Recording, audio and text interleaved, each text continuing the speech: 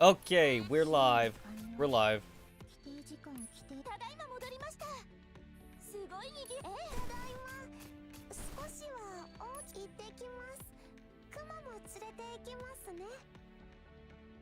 Oh, this is the wrong account. Oh. Gotta log back in. That's not the right account. Let's try that again.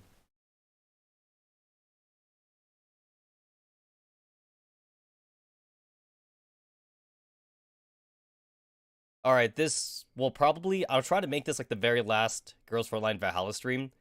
Because there's actually other games I want to stream and play, but I want to finish this off just because I just want it to be recorded, and my main channel's gone, so... Yeah. Anyway, I will try not to drink too much in this stream. I probably will take some shots, though, just because whenever Jill serves me a drink, I will drink when she serves me one. I think it froze. I think it froze. It doesn't take this long. Try that again. Not supposed to take that long.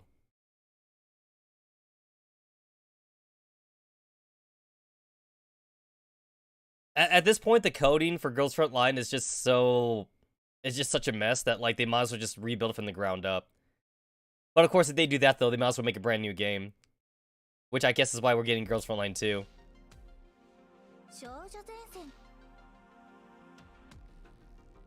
Turn that off.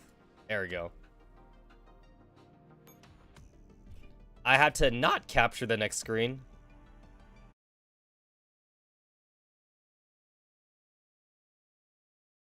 There we go. That's the right account.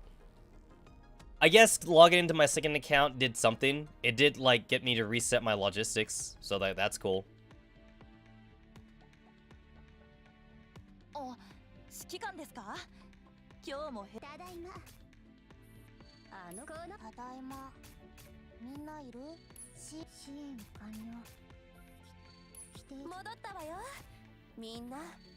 I also realized that, like, I haven't actually given out the new costumes I got. After, like, I finished all my gacha stuff. That's something I totally forgot to do. I still have it here in my gifts section. Yeah, I forgot about these.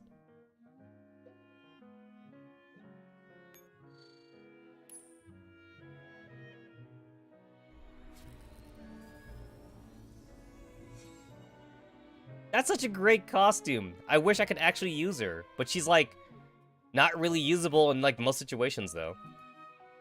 But the costume's great. Ta-da! Here comes the anniversary exclusive version of C93. All the camera flash shall shine even more brightly for me. And I love the butterfly theme that she has. It's just too bad she's not inherently usable.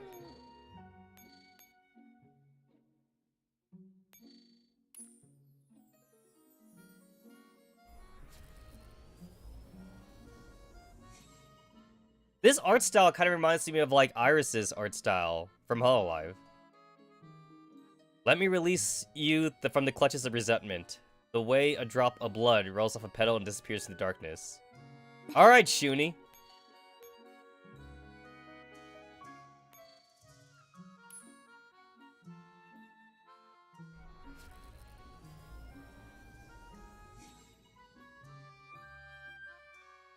Nice. It's crazy that this one was not in gacha. I feel like people would have simped for this one if this one was in gacha. But this one you just buy with gems. And that's arguably cheaper than gacha.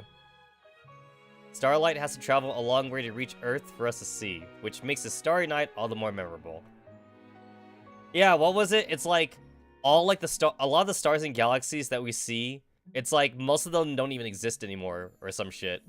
It just takes, like, such a long time for the light. Like, light speed travels actually slow. like, in space or something. It's not that fast at all. I think, like, the closest galaxy to us is, like, more than, like, 1,000 light years or some shit. Which mean that if you were to, like, try and fly there normally, you would just never get there. That's crazy. That means we're pretty much stuck. We're pretty much stuck, like, in our own galaxy. Like, forever. Like, we need to make faster than light travel, basically. That reminds me, I kind of want to play FTL again. That was a fun game. But, like, there's also, like, a new fan game. Well, thanks for the 16 repair contracts, Kalina. I'm totally not going to use these. But thanks anyway. Thanks anyway. Oh yeah, we're in that monthly card thing now. I think that's like for a whole week, where like your 30 gems a day becomes 60 gems a day. That's cool. Thanks, Kalina. But yeah, anyway, what was I saying? There's like a fan. There's like another game out there that was like highly inspired by FTL. It's 3D though. Like FTL is like 2D, and then there's actually like a 3D game on Steam now, heavily inspired by FTL.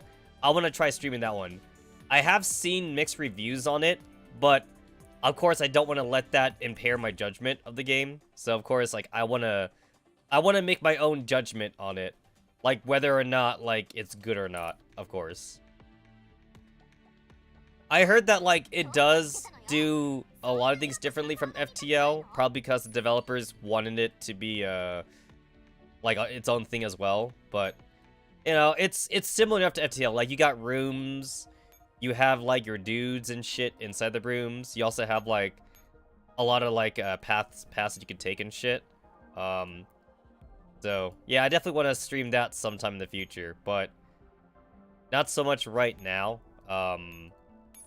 There's definitely some ecchi games that I have lined up that I really want to play. There's some ecchi RPGs that I really want to play. Okay, there we go. Let's go ahead and just get rid of all these. First world problem of having to dismantle shit.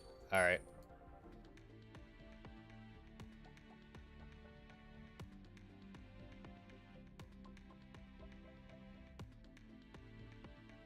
Well, basically, like, there's also, like, the theory, too, that, like, everything we know about, like, the quantum mechanics and, like, physics is actually inherently wrong as well, though. Which means that, like, we would need to change pretty much our knowledge of science to fix whatever we were wrong about. There's also that theory, too. Like, basically, however the shit that they travel in Star Trek and Star Wars, we need to find out how to do that, basically. And there's also, so there's a chance that we're actually wrong about everything. Our monkey brains, our monkey brains might not be able to comprehend the vast technical knowledge of space time travel and shit like that. So we're just gonna have to wait for the eggheads in the future to figure that shit out. I'm not egghead enough to figure out how to travel through the stars and crap like that. Hey, listen, 1,000 years from now, we're still gonna need farmers. You know what I mean? We still need farmers. Although I assume farmers in the future will probably have like more robots to do most of the physical labor at that point. Hopefully, we're not hiring indentured Mexicans to do that labor anymore, which sounds really racist, but like is sadly a stereotype that still exists to this day, though. Like, there's a lot of fruits and crops that you can't use machines to pick, though. Like, a lot of fruits and veggies are, like, really fragile, so, like, machines can't do it. So we're still hiring, like, really cheap human labor to do that kind of crap. And we pay them, like, next to nothing, like, per hour, which is also, like, really sad. So, like, hopefully we've actually, if anything, we need to get that farming issue fixed out, too, because, like, farming's not good right now, for the Earth. We gotta get, like, that farming thing issued. I mean, I don't know, space travel, or, like, things that we could do here on Earth, the whole global warming shit. carbon dioxide, too much in the atmosphere and stuff. You know, let the eggheads figure it out. I'm an entertainer, so unless I find a way to live forever, or at least be a vampire or some shit, I probably will not be the person to figure that out. I want to spend at least 100 years playing video games before I get tired of it, and then maybe I could spend like another 100 years actually trying to solve humanity's problems. Assuming I ever get a chance to become a vampire. Something like that. Or maybe I just die and get isekai'd anyway. That's also an option too. I could just get isekai'd. But then, like, I wouldn't be doing anything here on this planet anyway then. I'd be on a different world. Hopefully I get isekai into Pokemon. Pokemon's friendly enough. I actually would not want to get isekai into, like, most of those fantasy worlds that you see very common in isekai worlds, because it's practically Fire Emblem. Like, when you think about it, Fire Emblem is a shit fictional world you want to live in. There's a war, like, every 5 years. Holy shit. Like, everyone's constantly at war. You would not want to go there. Pokemon's friendly enough. There's still assholes in Pokemon, but, like, not as much assholes. If I wanted to be boring, and I've already talked about this before, it's like, if I got isekai, it's like, if I just want to make sure I'm not in a hellhole, I could just isekai into, like, another slice of life anime genre. Yeah, it'd be normal, but at least, like, there's no magical dragons trying to eat me, or anything like that, you know? That'd be the boring thing to isekai into. Just basically another Earth, except this time maybe I'll have a harem, or this time maybe I'll, like, isekai into a Japanese high schooler who, for some reason, has, like, no, like, redeemable qualities, yet for some reason has, like, 10 girls vying for my affection, just because I showed them, like, the slightest hint of, like, being nice to them. Which is, like, why, like, that kind of shit, like, is very popular for, like, most random otakus. Because most of them, like, don't do anything other than, like, go home and play video games. It's kind of funny, too, though. Like, it's kind of funny how, like, a lot of these otakus can spend $10,000 a month on gacha games and shit. It means they're being productive members of society, actually. It means they actually have a good job, which is the ironic part about it. It's not like they're mooching off, like, their parents or anything like that. It's like, they're making money somehow, which means they actually go to work. They go to work, they make money, but then, like, they don't go out, though. They don't go out, they don't go to the bar or anything, they don't go to nightclubs, they just come home and play video games, which means all their money is going to otaku shit and gacha. I mean, you know, whatever you do with your own money, I guess is up to you. And as long as you're being a productive member of society. And also, if you're making enough money to spend $10,000 a month on gacha, then that implies that whatever job you're doing is actually somewhat important. Either, like, via entertainment industry, or, like, you know, just regular shit, you know? It's like, oh, like, you see it, like, in, like, the game journalist headlines and shit, you know, like, oh, fake Grand Order's regular whales spend so much money per month. It's like, yeah, but, like, they have the money, though. It's like, sure, they could spend that money on literally anything else that would probably, like, increase the quality of life. But they choose to only buy figurines and otaku stuff. Like, some of these guys are still living in apartments, too, when they could easily afford a house. They really could just easily afford a house, but they choose not to.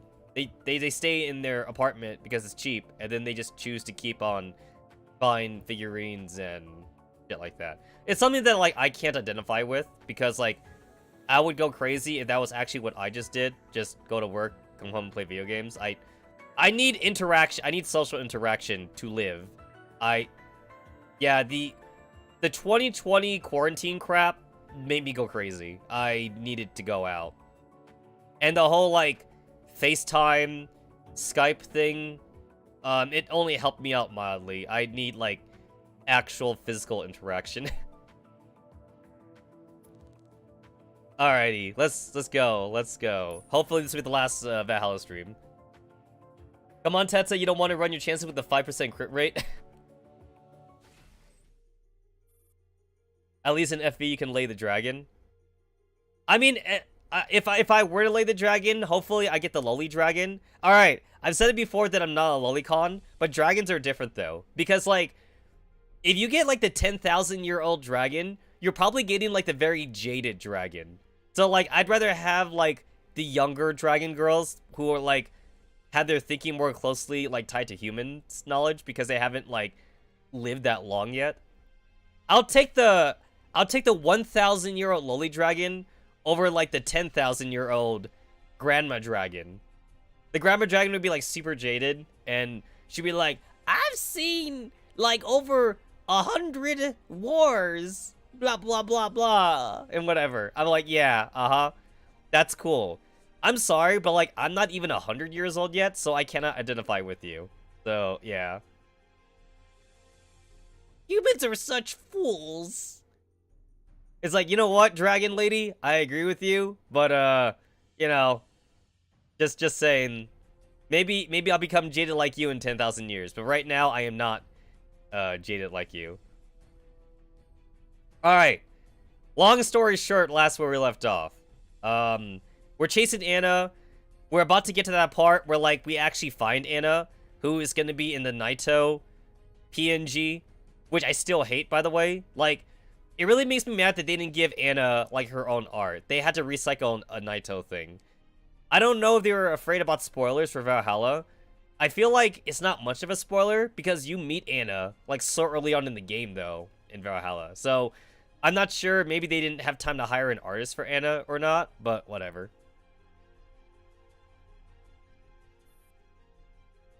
Within the ruins of the Earth computer. Everyone look closely. What you're about to see is the final miracle of human civilization. That's the best dragon? She's definitely in the top 5. Just use the Anna fairy as CG. I would imagine that they could have done that too, but they probably maybe wanted to, like, keep everyone, like, you know, normal looking though. Since, like, the fairies have, like, are very top hairy. The fairies are chibi styled, you know? So they probably wanted to keep Anna human styled, but then, like, they didn't want to draw new art for her, which is why they recycled the Naito thing, which annoys me, but whatever. Earth computer. Or rather, its remains. Yes, I know. Those words of yours woke me up. Come with me. I know where the tunnel is. So, how does it feel to revisit your tracks in the same day, Shorty? I don't know. I've experienced so many bizarre things in one day that this is instead the most nostalgic part of it. You know, it's crazy to think of, like, how anime time is compared to, like, real time for us. Like, take Dragon Ball Z, for example. Like, the whole Frieza, like, I'm gonna blow up the whole planet thing. It's like, for us in real life, that was, like, an entire season's worth of, like, Goku fighting Frieza. But then, like, from, like, the character's perspective, like, it hasn't even been, like, a fucking day yet, you know? Or, like, One Piece has that, too. Like, One Piece had, like, an entire arc span 3 days. But, like, in real life, it took us, like, almost, like, 3 months of anime, basically. Or if you want to go by manga volumes, it still took, like, an entire month of, like, manga volumes to go through that. But it was only, like, 3 days in their time. But the Frieza and Goku fight was, like, less than a day. And it took us so many episodes to get through that fight. Not to mention that Frieza kept on repeating, like, the whole 5-minute shit. Which, by the way, that's not just an English meme. That's also a Japanese meme, too. Like, even, like, in the original Japanese dialogue, he also said that shit, too. Like, 5 minutes, 8 more minutes, 10 more minutes, 5 minutes. It's like, Frieza, you don't know when this planet's gonna blow up, do you? Like, Frieza, to be fair, Frieza does say later on, though, he's like, okay, you know what? I was kind of wrong. This planet is a little bit more stable than I thought, but I give this 5 more minutes. And then, like, you know, it doesn't blow up in 5 more minutes. So, yeah, Frieza really just didn't know how long it would take to blow up Namek. Another thing, too, is that Frieza did actually intend to actually blow up Namek immediately. Like, there wasn't actually supposed to be a Frieza and Goku fight. Like, from Frieza's perspective. Like, if Frieza had charged up his energy ball like a little bit longer or something, then like his original plan was just to blow up Namek like immediately, and then like he'd be the only one that survived basically.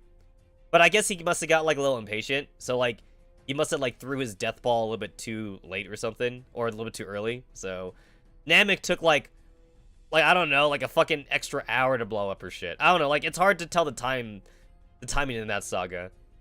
The closest thing we have to like telling time was Frieza constantly saying 5 more minutes, but that 5 more minutes like never came. You know what? Like I've always been kind of on the fence about like fairy and like magical little tiny creature waifus in like fantasy animes.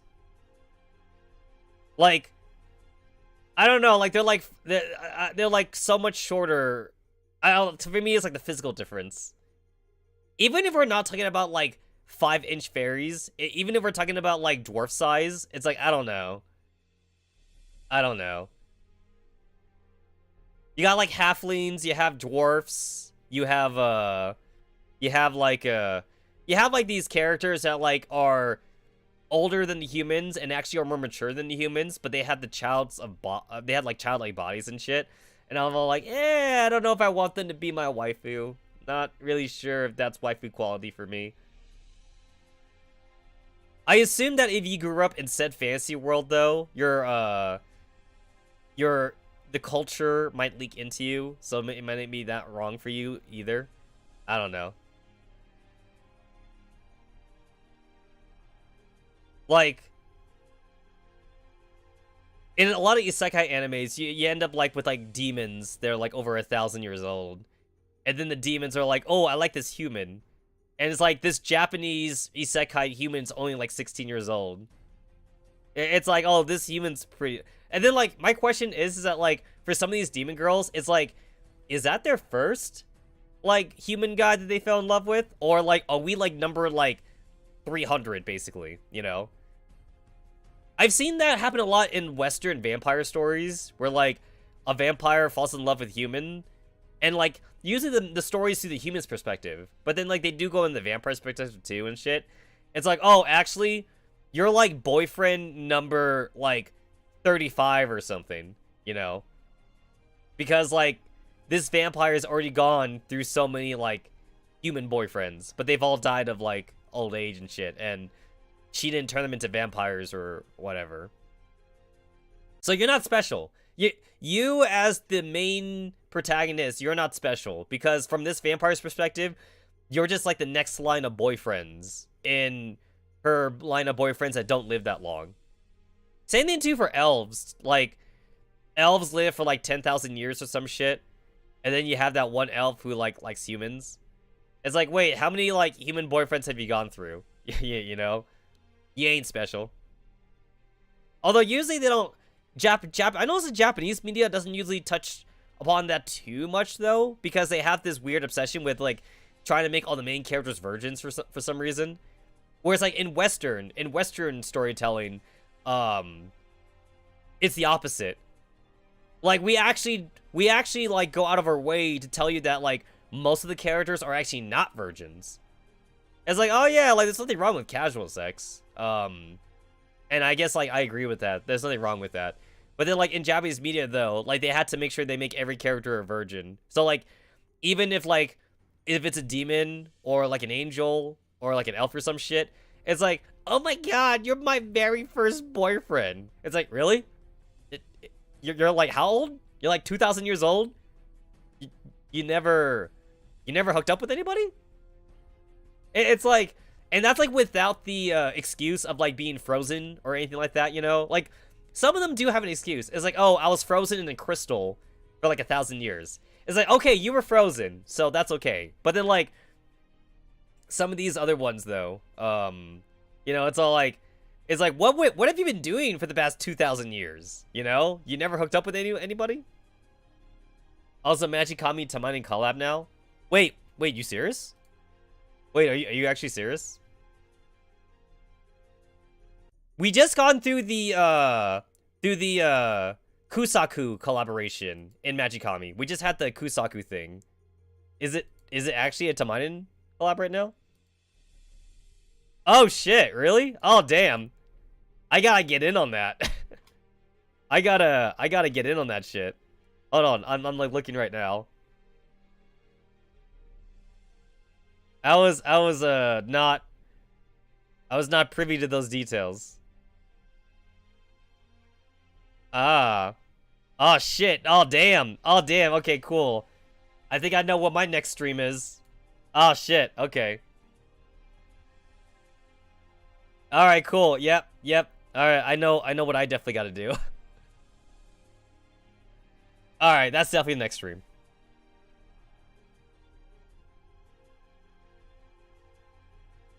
Anyway, let's get back to this. It's family friendly.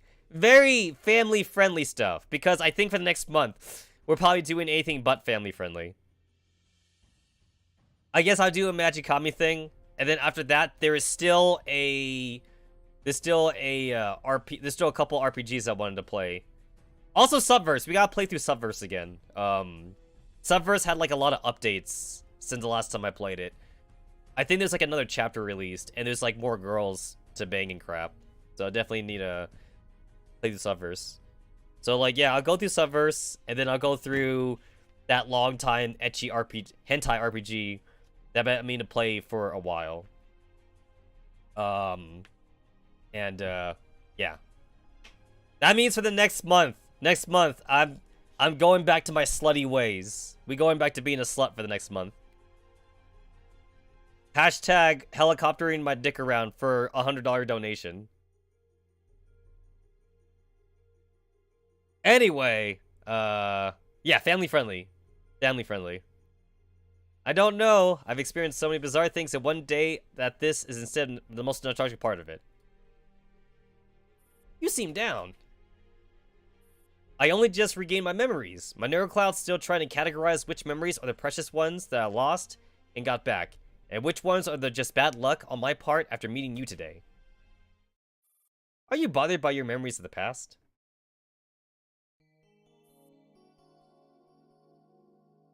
Oh shit, we're going to Valhalla music. How do you manage to see through me?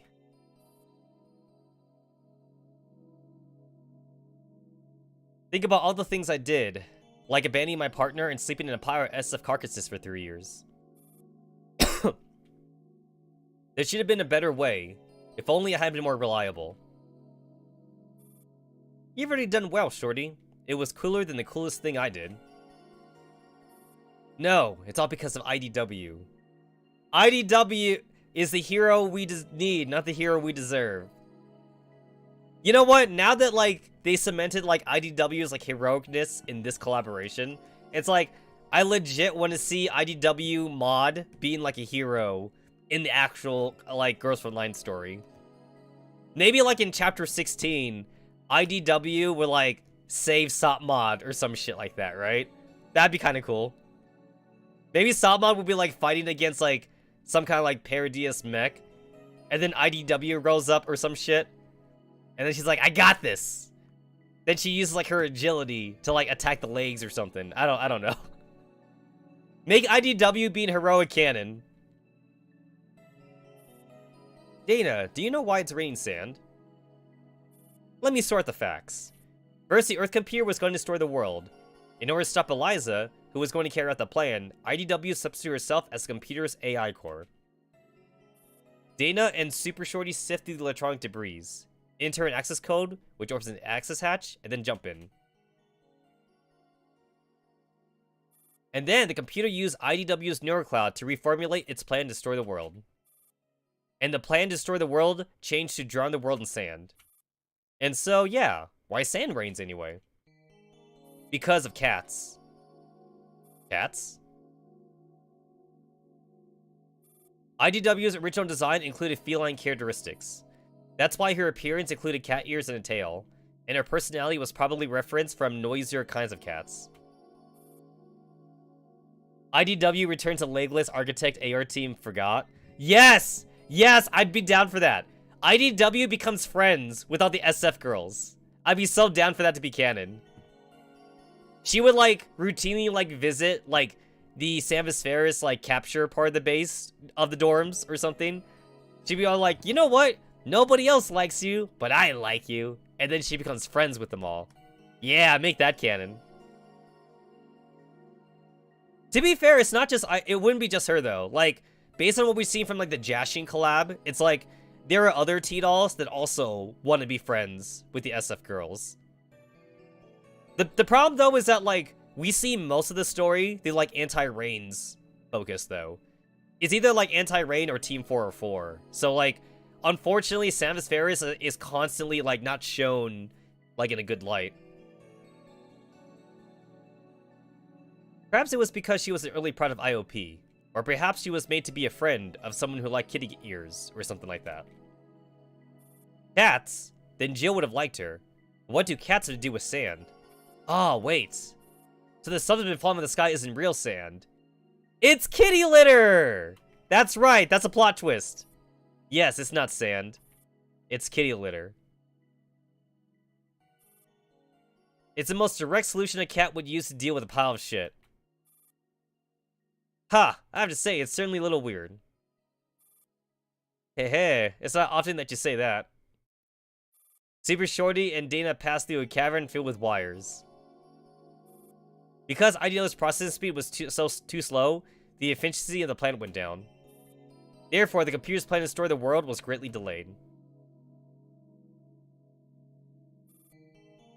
Which means if it was a smarter cat ear doll in there, instead, we would probably have been buried by several trillion tons of sand over a single course of a night.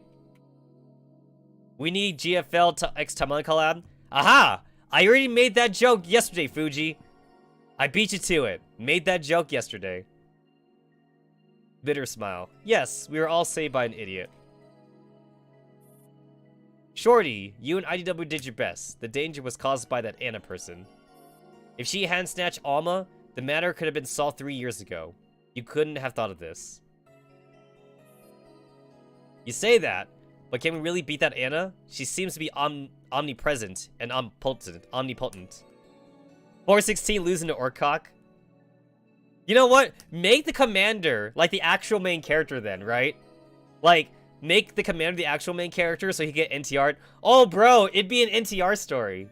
So, like, he would send out, like, anti-rating Team 404, and they'd be like, don't worry, commander, we'll come back to you. And then, like, you know, they get, like, a huggo face and shit. And they'd be like, we're sorry, commander, but we're not coming back home anymore. That'd be a depressing fuck story. I mean, that's what NTR normally is anyway. And then the commander would lose his waifus. Are you getting cold feet, Shorty? I heard almost say you used to be a real firecracker. I'm not. I'm not as mature as Jericho. I'm not as carefree as IDW. My personality is terrible. Shikikan! Orko Jinbo Kimochi desu! And of course, we had to start off with, like, the girls somewhat resisting at the start. They'd be like, I won't lose to Orc Chinpo. My heart belongs. My Kokoro belongs to the commander. But then, like, all it takes is a couple trains of gangbang to mentally mind break them. Although, actually, I wonder, in the logic of, like, the T-dolls, though, wouldn't the T-dolls be able to, like, shut themselves down, like, on command then? Or something? Like, instead of, like, letting themselves get mind broken, they should just, like, turn themselves off or some shit like that, you know? Unless, like, the orcs have some kind of, like, magical ability. Which magic is a thing. Magic is a thing in Tamana Asagi, so maybe that might be it too. Or, the story could make them human, actually. They can, like, magically become human, so they won't be, like, T-dolls anymore. We could do that as well. Back in Griffin City, I was always seen as an insignificant little shorty. I worked my hardest to try and shed that view of me. I wanted to be acknowledged and liked by everyone. Hey, you know, when you think about it, this whole story for Super Shorty being the main character, it's kind of like as if she got like a Digimon story, except this Digimon story is, like, way longer than how, like, a normal Digimon story would go, though. It's like, Whenever Super Shorty, like, actually, like, gets her own Digimon story, it won't be as good as this. I feel. Unless they reference it. Unless they choose to reference the Valhalla collab, it's like, it won't be as good. Because this is, like, this does have Super Shorty as the main character.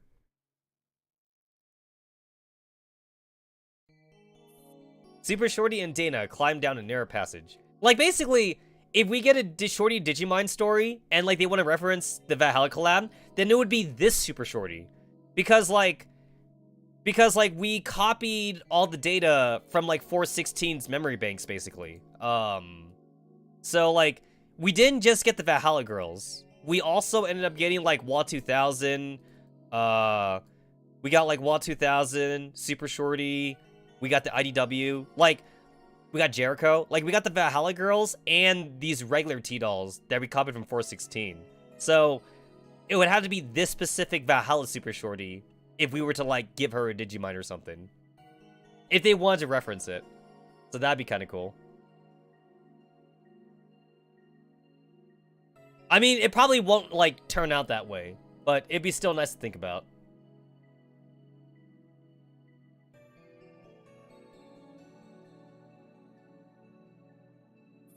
When Alma gave me this mission 3 years ago, I was very happy. I thought that everyone had finally proven me, until Alma said that IDW was my partner.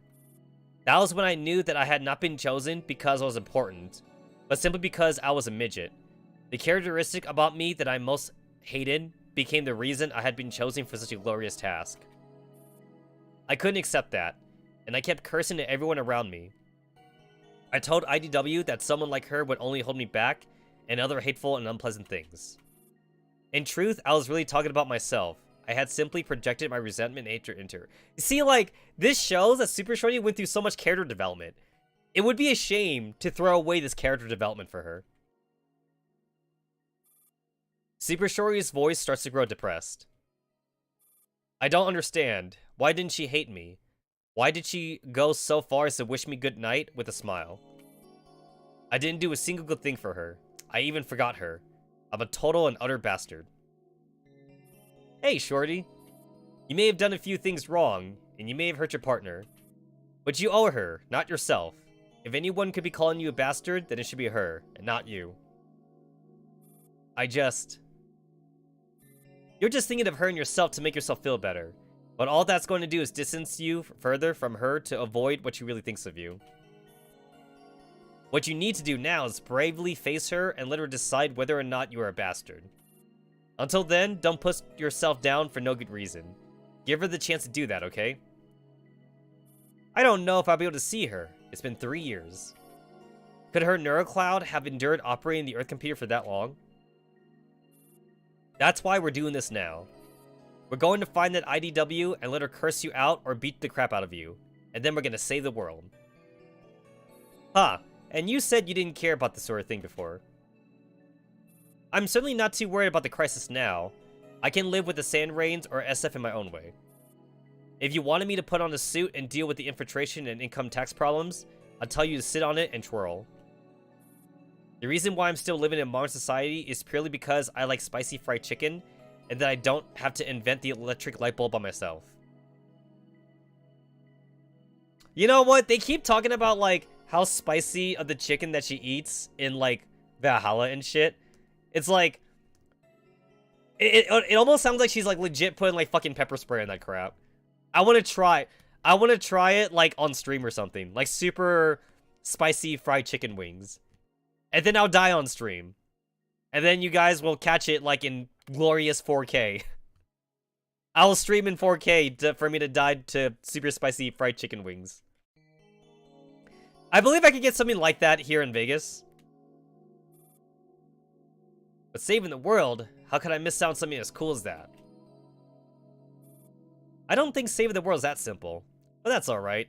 At the very least, I won't let my mind waver anymore. Let's start by finding the Earth computer. You really hid the Earth computer in a strange place. If Earth hadn't stopped spinning, I don't even know how we'd have come to this core. It's because there's no electronic signals here, and I hid it in a place where the elevator couldn't reach, so even Anna couldn't have found it. However, finding it is a little troublesome. This route is way too roundabout. Even I don't know how much further we have to go.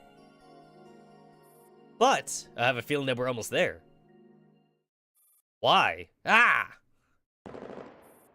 Dana grabs Super Shorty as a laser beam streaks past Super Shorty's head. Because there's SF here. Look for cover. This is a defense unit for the Earth computer. We've been found. We won't be able to get past them with just 2 of us. Now this is quite a pickle. But could I do this myself? No, I guess it'd be pretty hard to take them all out. Are you seriously considering to fight them all by yourself? Honestly, they're really dragging their feet, aren't they? Jericho, walk any slower and your missed performance rivals my highlights from the Grand Slam. I don't care about your highlights. They clogged up the TV channels for an entire year. You owe me one now, Dana. Unlike you, I don't keep track of how many times I've saved you. About 3, maybe 4 times. Couldn't be more than that. Jericho! Are you Jack? The legendary hero of White Knight's Blitzkrieg Corps? You're Dana's little follower, aren't you? I heard you got your memories back. Congratulations. Wait, why do you look so ordinary? That's because Alma fixed me up. You can thank that hacker and 16 Labs quick repair technology. And me! I was the one that contacted Alma. No, Jack. I'm asking, where's your transforming uniform and your transforming hero buddies? No, I'm not this Jack or whoever. Yes, you are. I remember that voice. That's not important. Anyway, I brought all my DOS subordinates who are still willing to follow me. Shall we get to work, Dana? There sure are a lot of dolls who are willing to follow you. Yet there aren't many people like you. I told you, I don't like using guns. Oh wow, it's power level 656. That's the power level of Goku and Piccolo together back in season 1 of Dragon Ball Z. Then you can regret that choice of yours, because now it's time for us to shine.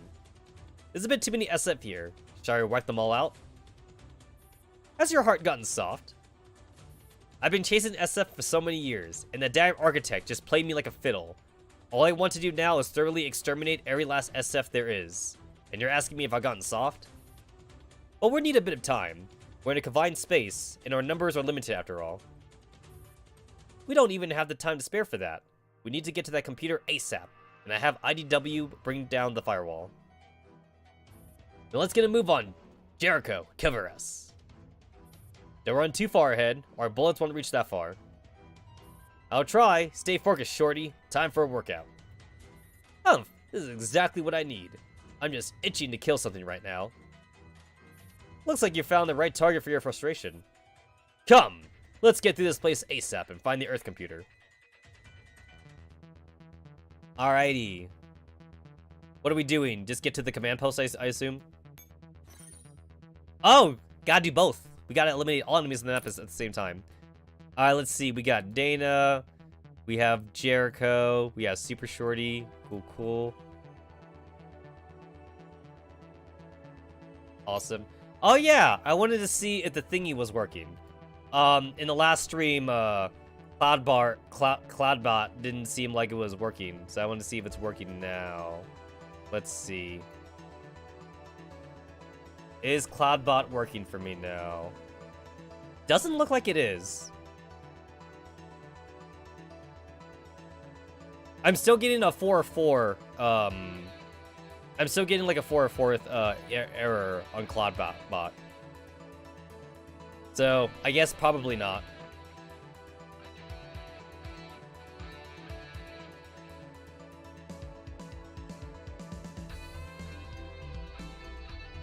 It's weird because like I do have it like checkmarked properly on here.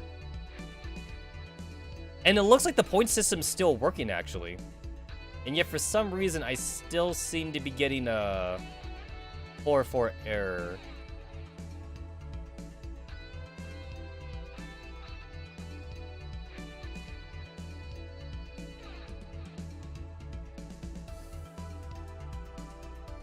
You what? Oh, shit! Okay, well, alright. Okay. So I guess the 4-4 arrow I was getting was for something else. Okay, that's awesome. It's working. All right, good enough. It looks like other parts of Cloudpark are not working, but like it's like halfway working, and I can't complain too hard about that. All right, kill everything and right, I'll start operation. There we go. Kill everything and occupy command post. Got it.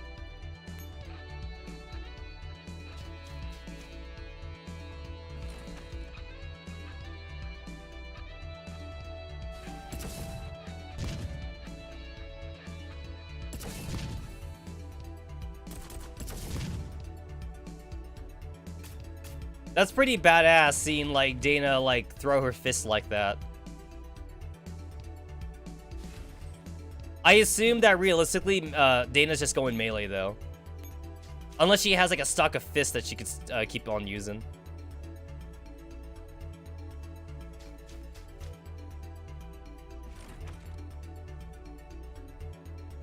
Watch your hands, guys, with a robot waifu. Watch your hands.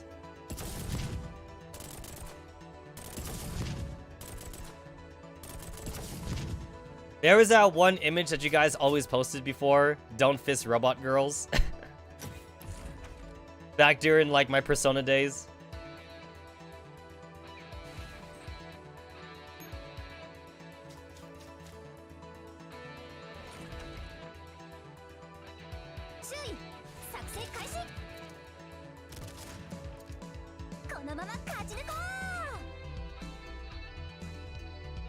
Way to go, Super Shorty.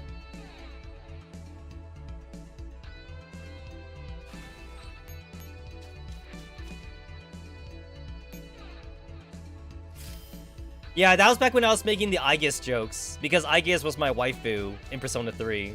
That was back in the day. Aegis is still best waifu in P3.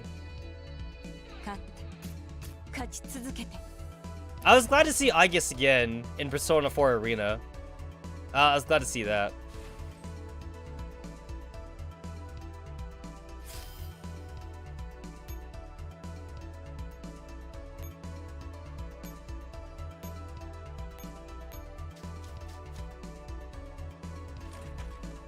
I was still thoroughly disappointed with Persona 5, but like, I guess it was a good enough game to play, even though we waited like 12, 13 years for it. That's a problem when like you had to wait so long for a sequel. If you wait a long time for the sequel's like never gonna live up to your expectations.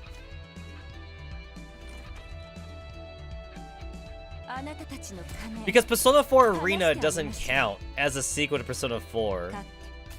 So like Persona 5 just came out, and then like Persona 5 was just so drastically different from P3 and P4.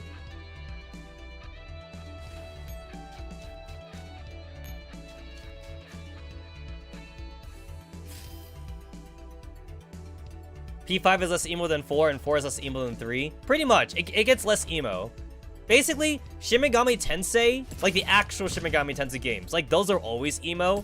And then Persona was always meant to be not as emo. But Persona 3 is the closest to the original Shin Megami Tensei games. Like, Persona 1 and 2 are just Shin Megami Tensei games under a different label, basically. To be fair, we should be happy that Atlus didn't completely forget about P1 and P2. Like, oh shit. Oh wow. That's what happens when I rant too much. Anyway, they did re-release Persona 1 and 2 on the PSP at least. You know what I'm saying? So, when they released it on the PS3 on the PSP, that means that they didn't forget about it entirely. But then like at the same time, like, you know, it's like there's Hitler. There's literally like Hitler in there. So, you know. you know, like, yeah.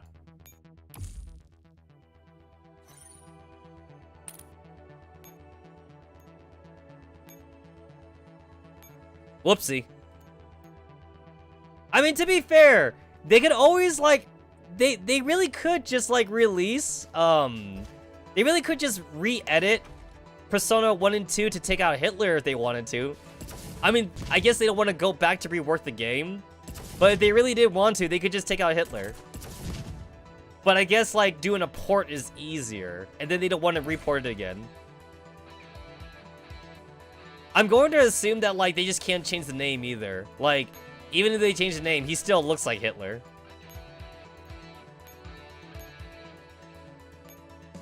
Hashtag Hitler did nothing wrong. Hitler did nothing wrong, guys.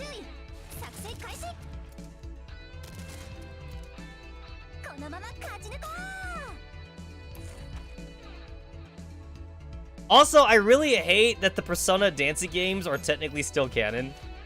It seems like such an out of character thing, but like Atlus themselves do say that the dancing games are canon. Change name to Funny Mustache Man. Basically, according to Atlus, every side game is canon. But it's like, how does that even work? The Persona storyline is like all over the place. Like, I might as well go back to Shin Megami Tensei, just because the Shin Megami Tensei games are like their own thing. So like, Shin Megami Tensei doesn't have to worry about trying to be sequels or anything like that to each other.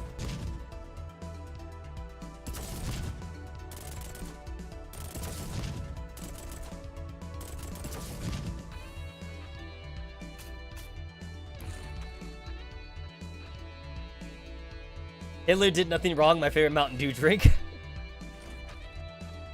Oh yeah, that's one thing that I always enjoyed about, like, their stupid drinks in the Persona games. Like, you could, like, go over to the vending machines and, like, you could figure out, like, what copyright that all the drinks were. They changed the name slightly for all the copyrights. Yeah, that was funny. Alright, I got this.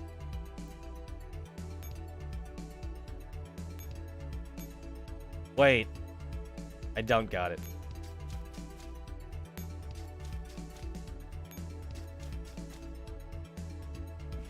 Oh shit, I'm not paying attention.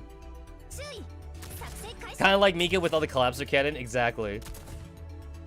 I'm not paying attention.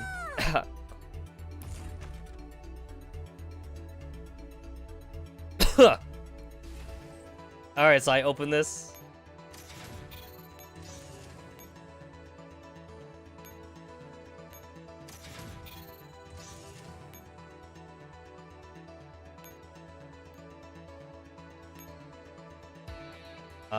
Okay. That's the thing, though. Like, I already know that, like, my account's too strong to do it. That's why, like, I gotta challenge myself. This light mode is, like, arguably harder than me just brute forcing it. This is, like, arguably harder. Alright, let's see how we doing this. Yeah, I think I got it. I think I got this.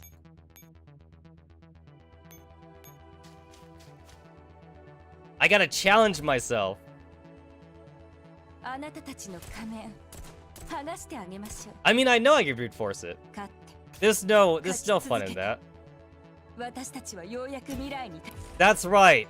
That's right. That's why we always will stream puzzle games. Whenever I feel like I want to make myself look like an idiot. Unless it's Catherine.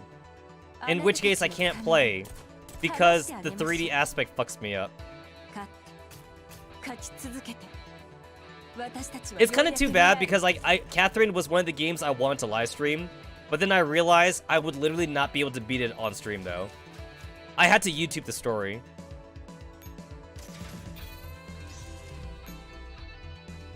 So Tetsa streams Zelda win. Only if I'm allowed to cheat. Would have to be allowed to cheat. Sorry about that, boys. I knocked the microphone.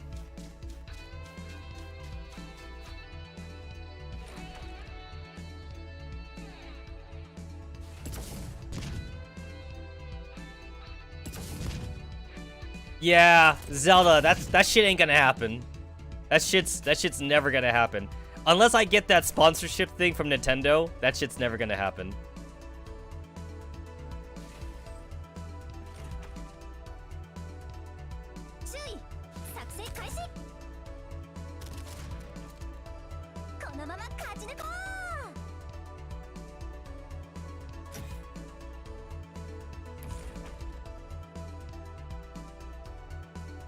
Zelda and Mario, two very beloved game franchises that I could never get into. Oh my god, it's a new Mario game! I have such a boner! I'm gonna come! That's basically what Nintendo believes the Nintendo fan base is. Which is probably not that far from the truth. That's what Nintendo believes.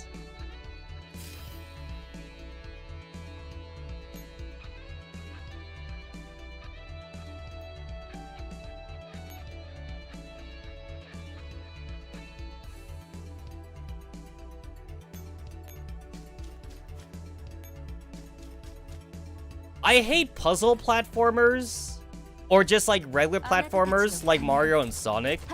I'm okay with action platformers. At least with action platformers, I have like a gun that I can use. Like I'm okay with the Mega Man games, but like regular games like Mario and like Sonic though, it's like I don't like having to like figure out how to like get through the stages though.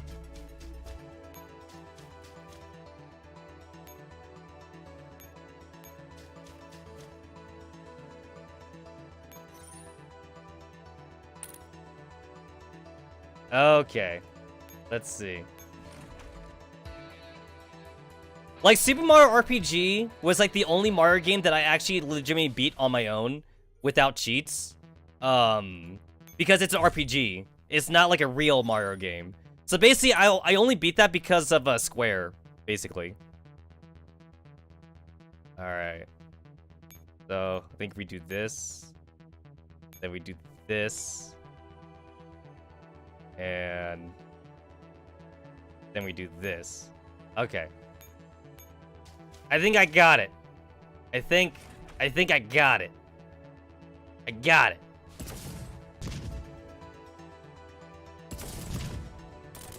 I'm smart. I'm smart.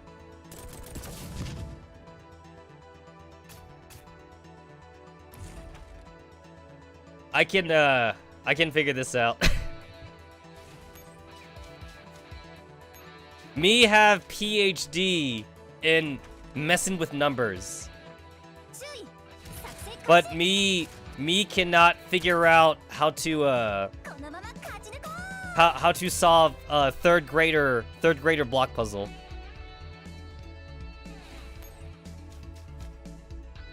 Oh no. Yeah, I got this shit. I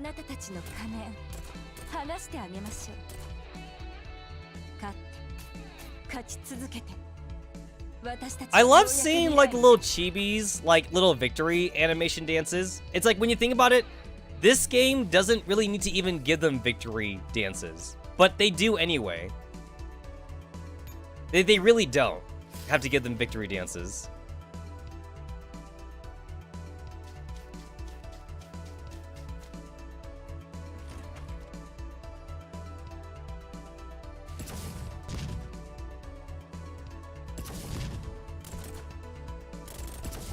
Seeing Dana fight kind of makes me think of like seeing like Angelia fight, like in the previous event.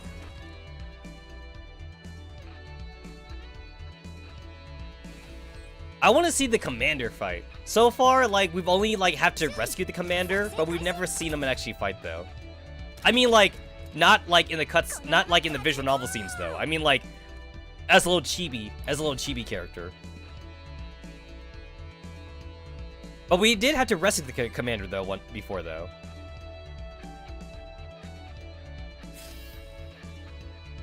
And then I open that. And then I open that.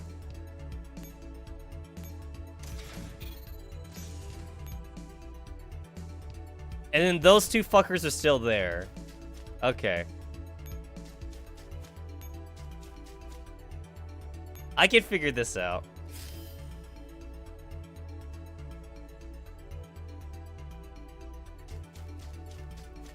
Yeah, so basically, I would need those girls to move back down. Okay. Okay. Wait, I got it.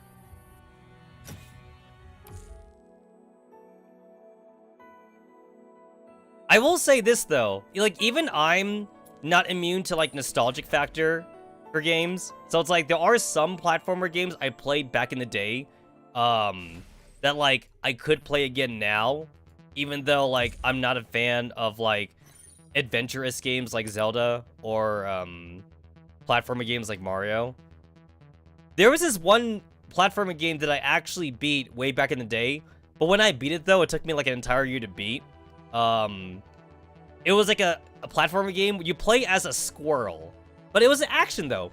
It was an action platformer, so you didn't actually have an attack button. Like, you had HP and you could actually attack, so like, you weren't useless in a fight like Mario and Sonic, where like, you could just touch stuff and like, you just die immediately. It wasn't quite like that bad, basically. Yeah, how we doing this? How we doing this? I think I got this figured out. I remember like being stuck on the final boss though for like a good 10 minutes because like I didn't understand that like there was like a little puzzle element to the boss, so like I kept on dying to the boss due to timeout. Yeah, I remember when that was the one thing I hate about platformers. Remember when platformers used to fucking time you like per stage and shit? It's like you have like on average 300 like in-game seconds, but like the seconds is faster than like regular seconds though. So like instead of 300 seconds, it was more like, yeah, like 150 seconds. 150 real seconds to like beat it. Yeah, like I remember that. Wait, hold on. I click on this.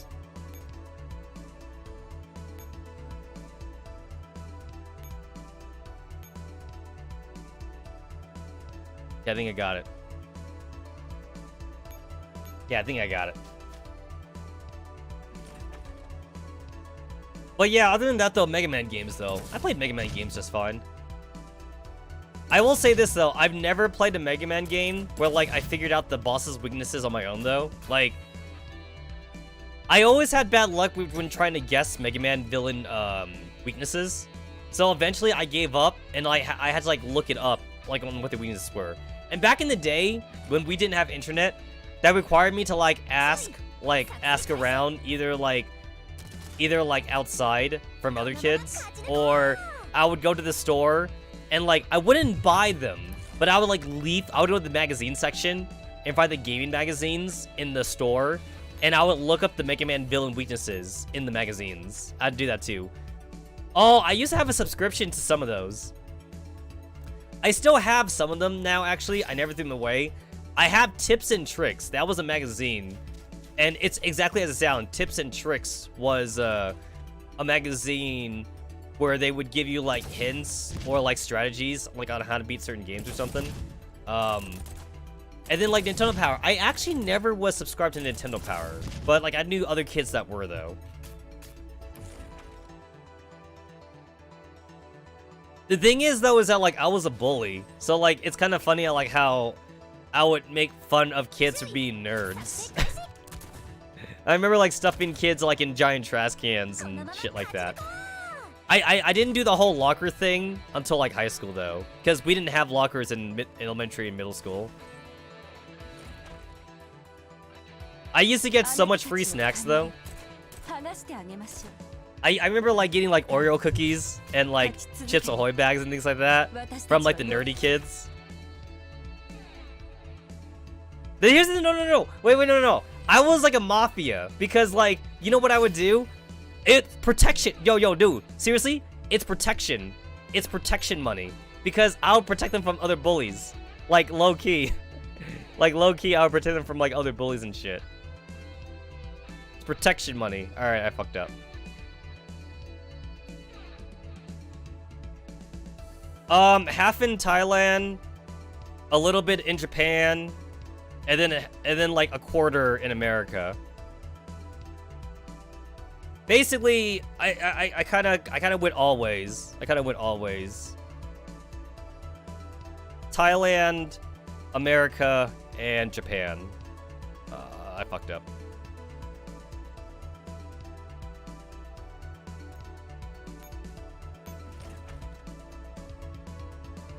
How many stories I would tell if I played Bully? Oh, dude, I would never finish the game.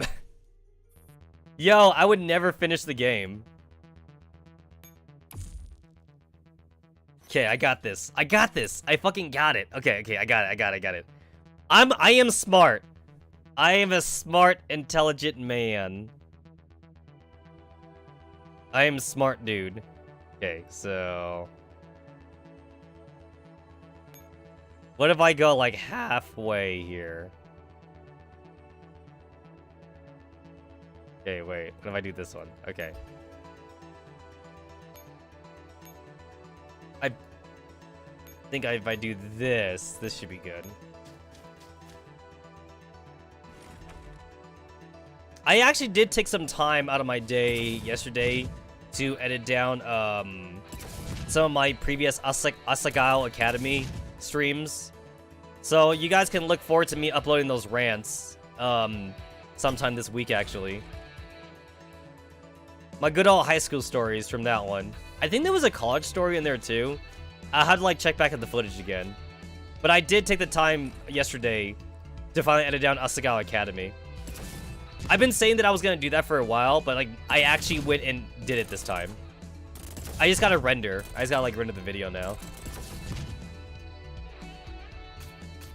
I also went back to like rewatch my Tales of Berseria playthrough. And there was also like a couple of rants in that one too as well, actually.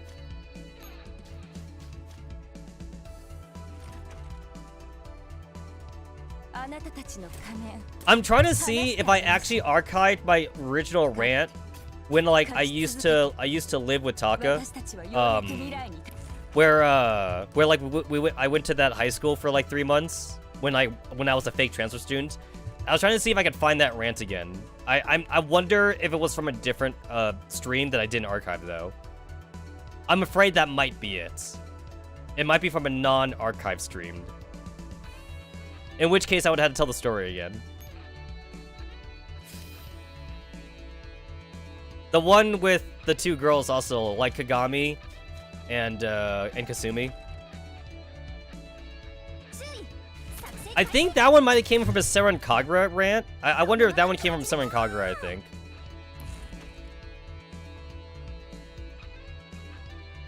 Well, I say live with Taka, but Taka kicked me out.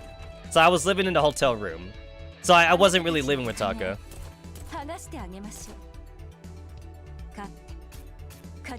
I did have a lot of rants from P5. There was a lot of rants from Persona 5, yeah. Because it's a fucking high school game. High school games make me rant. Oh shit, wait, this worked. Oh shit, I solved it. I fucking solved it. Oh shit, I did it. I'm smart. I'm smart. First try, bitches! First try. I didn't restart or anything. You know what? I'm gonna be real. The first time, I was actually kind of confused. I didn't know why I lost the first time. I thought like Jericho died on accident or something. I didn't notice the turn count, like in the top middle of the screen. I was all like, why did I die? Well, why is it saying game over?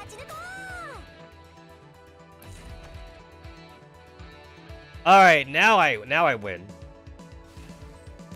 Yeah, it's like if I had played the original, if I had played like just the regular version, or even like the EX version, I probably would have beaten this already. Wait, what the? Oh yeah, infinite, right, that makes sense. Infinite ammo. Infinite ammo and rations. Wait. Oh shit, wait, there we go. I clicked on Dana, and I was confused why the thing said -2. There we go.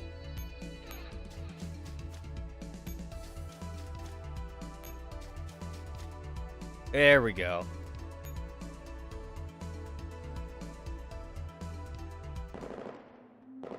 Covered by Jericho, Dana and Super Shori break through the Earth's core. Bang!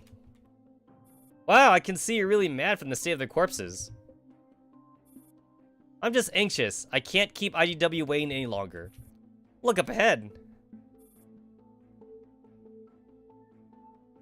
At last, this is the Earth computer. It's the first time I've seen it in the flesh. Hurry up, you two. The SF are still bringing in reinforcements, and we can only help you hold out for a little while more. Hey, you said you could wipe them all out. And I said that you shouldn't charge too far ahead. IDW, IDW. Don't be hasty, shorty. You're really high up. How good is your balance? I don't care. IDW is waiting for me. Guys, IDW and Super Shorty OTP. Changed my mind. Super Shorty's hand slips, and she falls off the outer wall of the Earth computer. Ew, that was close. Yeah, dude, SF are just broken. It makes sense why they wouldn't let us combine SF with regular T-Dolls. SF are just broken. Haha, are you alright? Ever heard the saying, haste makes waste? I'm not as agile as IDW, but I can do it. And besides, nobody but me can crawl into that crevice. Super Shorty clings tightly to the outer wall and resumes climbing. Looks like your small body is your advantage. I'm not happy to hear that. But if the circumstances demand it, I don't mind being shorter for the sake of a friend. Super Shorty comes to the narrow crevice that leads to the Earth computer's interior. I see it. The crevice that IDW used to enter. I'm going. Ah! Crash. The section of the wall under the Super Shorty's feet suddenly gives away and she falls down. Shorty!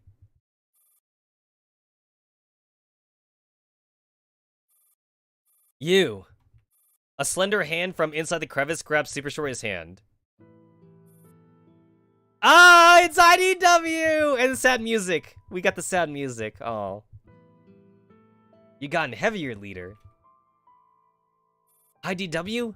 IDW, how did you? Yeah? Shouldn't the first thing you say to me be good morning? Everyone, please stop. Whum. The SF assault stopped? Haven't even had fun yet, Miss Captain. It's like eating 2 pieces of sushi and then hearing the buffet is over. So, how long was I asleep? 3 years. It's been 3 years since that day. I'm sorry, IDW. It was all my fault. 3 years, huh? I must have missed the ending of a lot of cartoons. No, IDW, that's good. That means you can marathon them. I mean, like, you do miss out on, like, talking on the forums and shit, but now you can marathon them and, like, not worry about, like, cliffhangers.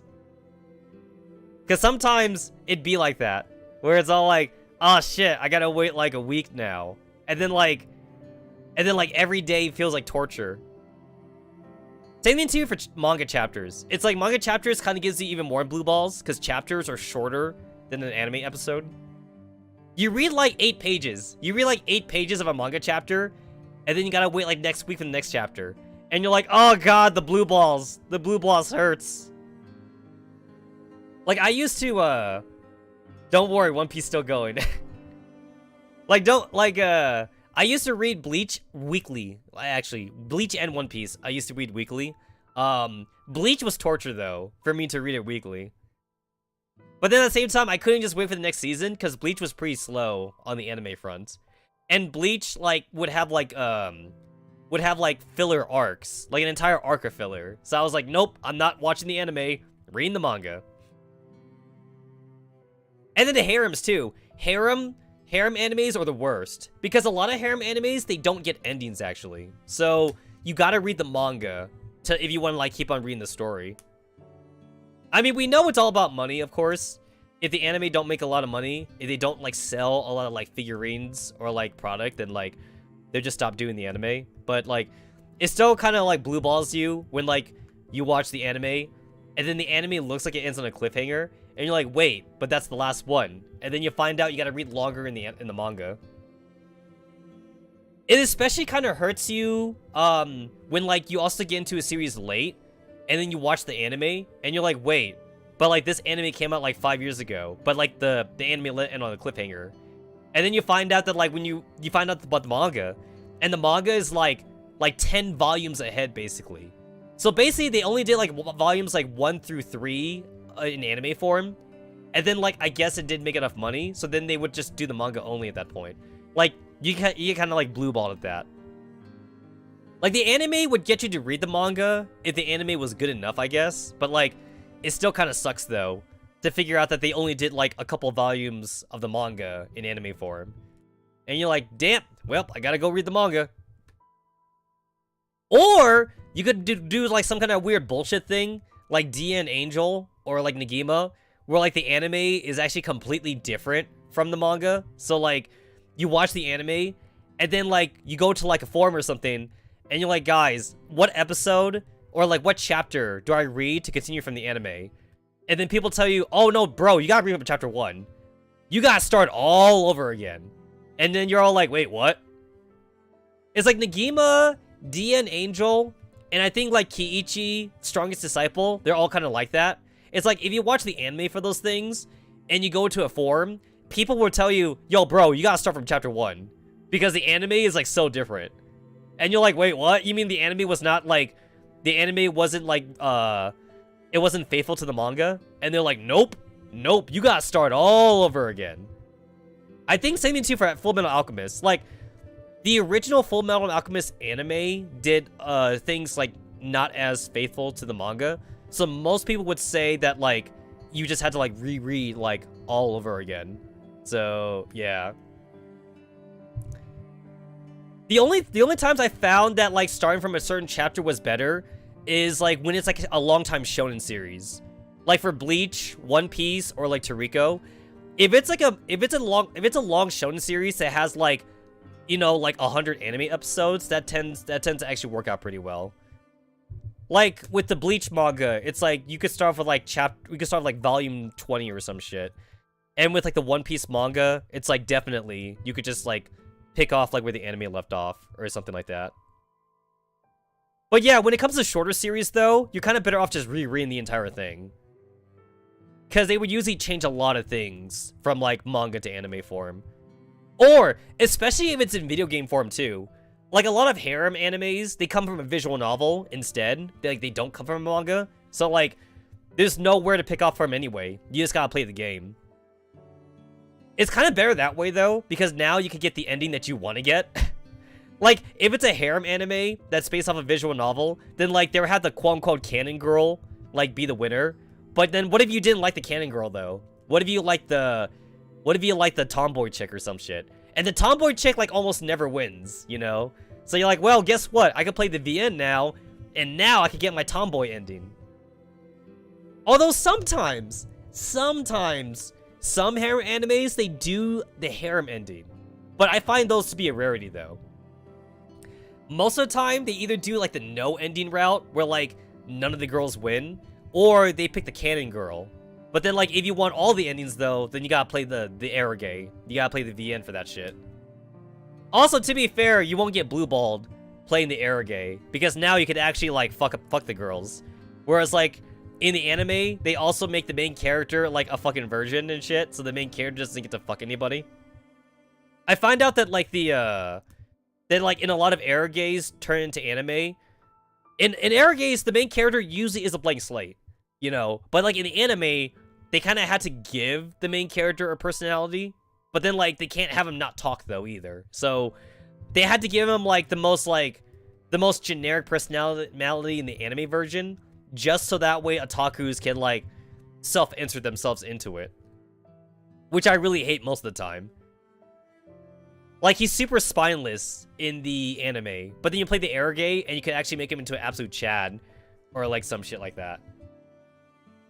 Although, like, being a Chad is, like, mostly, like, a Westerner thing, unfortunately.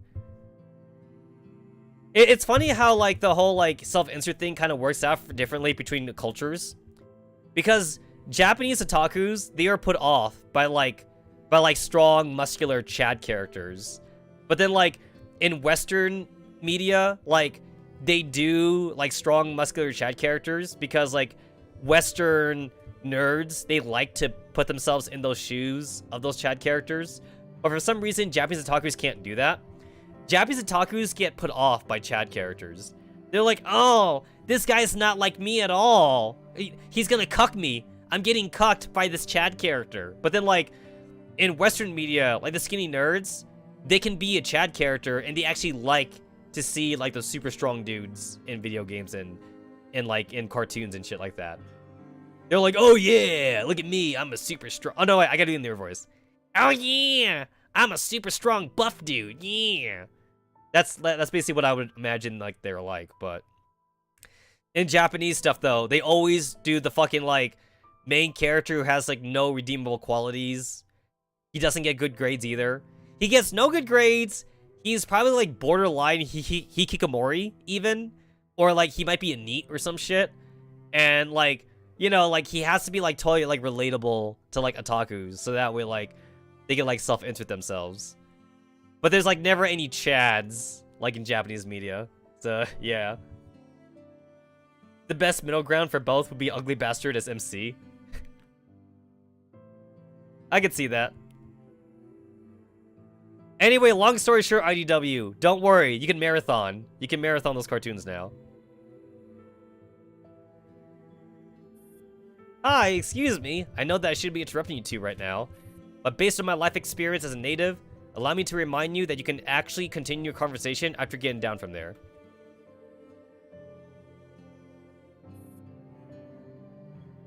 Half an hour later in the core elevator. So, how are you feeling? It feels wow. The outside really is filled with sand. I remember this place used to be a forest. Was this all because of me?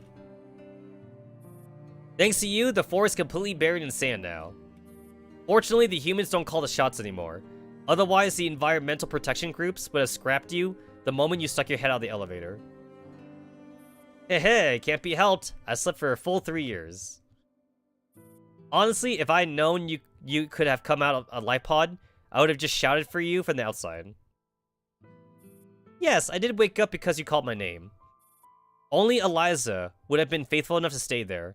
I just couldn't escape from among all the SF. Huh, I got all worked up for nothing. In the end, you came out all full of life and vigor. Haha, when my body's gotten stiff after all 3 years of inactivity. If I get some time later, I'm gonna run 10 laps. IDW. Yeah? I'm sorry. Ah, what's this all of a sudden? All you did was keep me waiting for 3 years. It really doesn't bother me. You must have had your reasons, leader. No, I'm talking about the way I treated you before. I took all my anger out on you and said a lot of things I regret now. Ah, is that so? I thought it was because you felt I wasn't good enough, leader.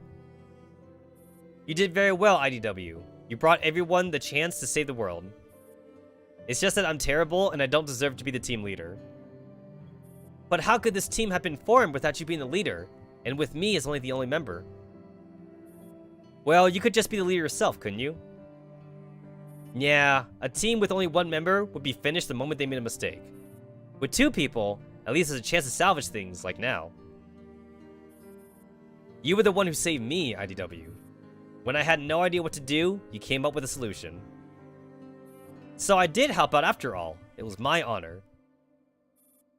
Why don't you feel like I did... Why don't you feel like I did something wrong? But what's so special about doing something wrong? I'm used to breaking the rules. I really shouldn't have discussed this with you. Now I feel like a self-hating moron. Ah, honestly. Why did I end up as your partner? Leader, do you still hate me? No, I never hated you. It's just... when I'm around you, I'm either a bastard or an idiot. Haha, that means you're really compatible with me. That's how partners should be. Humph, whatever. Besides, it looks like we need to keep working together for the time being. In any case, this mission has gone on hiatus for 3 years. Are you still willing to complete it with me? Of course, leader. While you still have to call me leader, add a shorty to it. Huh? Why? Because my friends get to call me that. Hey! Character development! Although, it's not like you're much taller than me or anything. Ding! You have reached the surface of Southern Hemisphere. Please ensure you have all your personal belongings and weapons. Yep, we're here. Let's go, Leader Shorty. Alma, Super Shorty and others are here. Let's get started. IDW! Yeah, too tight, too tight. Good thing you only sent 2 shorties over. Otherwise, our plan to save the world would have ended up as free hug conference. It's because these 2 were personally selected by me. Because we were short, right? Super shorty. Even if I had to select for small frames, I wouldn't have sent a Diner Gate or a Shiba Inu. That was all talk on that mission. I chose you because I believe you would succeed. But Alma, I didn't think I could do it back then. Well, what do you think now? I've decided to believe in you, because you could always see the problems that I can't. I'm glad you finally realized that. It isn't because we're smarter than you, but because other people are mirrors for ourselves. Super shorty, I could always find a way to fix myself for my family members. Is that why you've been single all this time? IDW! Maybe you should have stayed in the computer for a while longer. Alright everyone, let's begin. No, I should say, let's continue. Okay, let's finish the mission that we couldn't complete 3 years ago. Alma walks in front of the Earth computer. So, it really does look like the picture that my big sister took. Did your sister photograph the Earth computer? When I was young, I thought she was the coolest person ever, until she abandoned her kids for her so-called adventures and dumped them on my parents. After that, I promised myself that I would never abandon my responsibilities to my family for any reason. I haven't been able to find a boyfriend ever since. That just proves nobody was good enough for you. You were a flatterer, Dana, although I know that it was my own fault. But it was thanks to the interest that my big sister sparked in me that I could stand here today. I've completely cracked Eliza. All we need to do now is put her back in the computer and we can give it orders.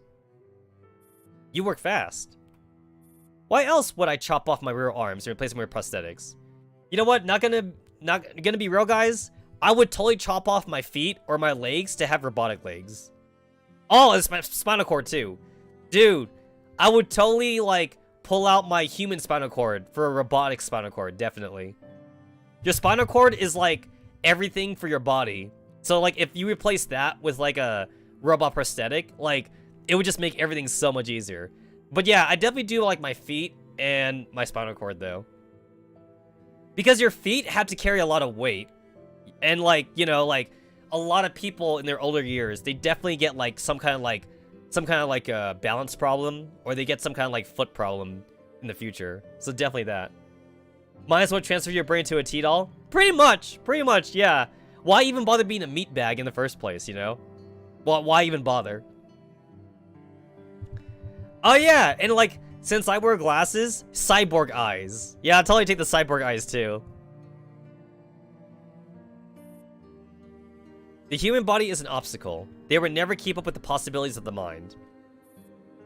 Come, which of you is willing to put Eliza in the computer and wake her up? I think that honor belongs to the shorties over there. IDW, let's go. Huh? I'm going too? Well, you put Eliza out, so of course you're going to stuff her back inside. Super Shorty and IDW pick up Eliza and insert her into the computer. Everyone, I've installed Eliza. Eliza, can you hear me? That's strange. Why isn't she responding? Hello, Eliza. Jeez, don't tell me you forgot to connect a wire or something. Let me take a look. That's impossible. I was trapped in this thing for 3 years. How could I misremember? Huh, it looks alright. Wait a minute, do you hear that sound? Tick-tock, tick-tock. Huh? It sounds like ticking. No, IDW. This sound. It's a bomb. Run, everybody, run. What? Everyone get down.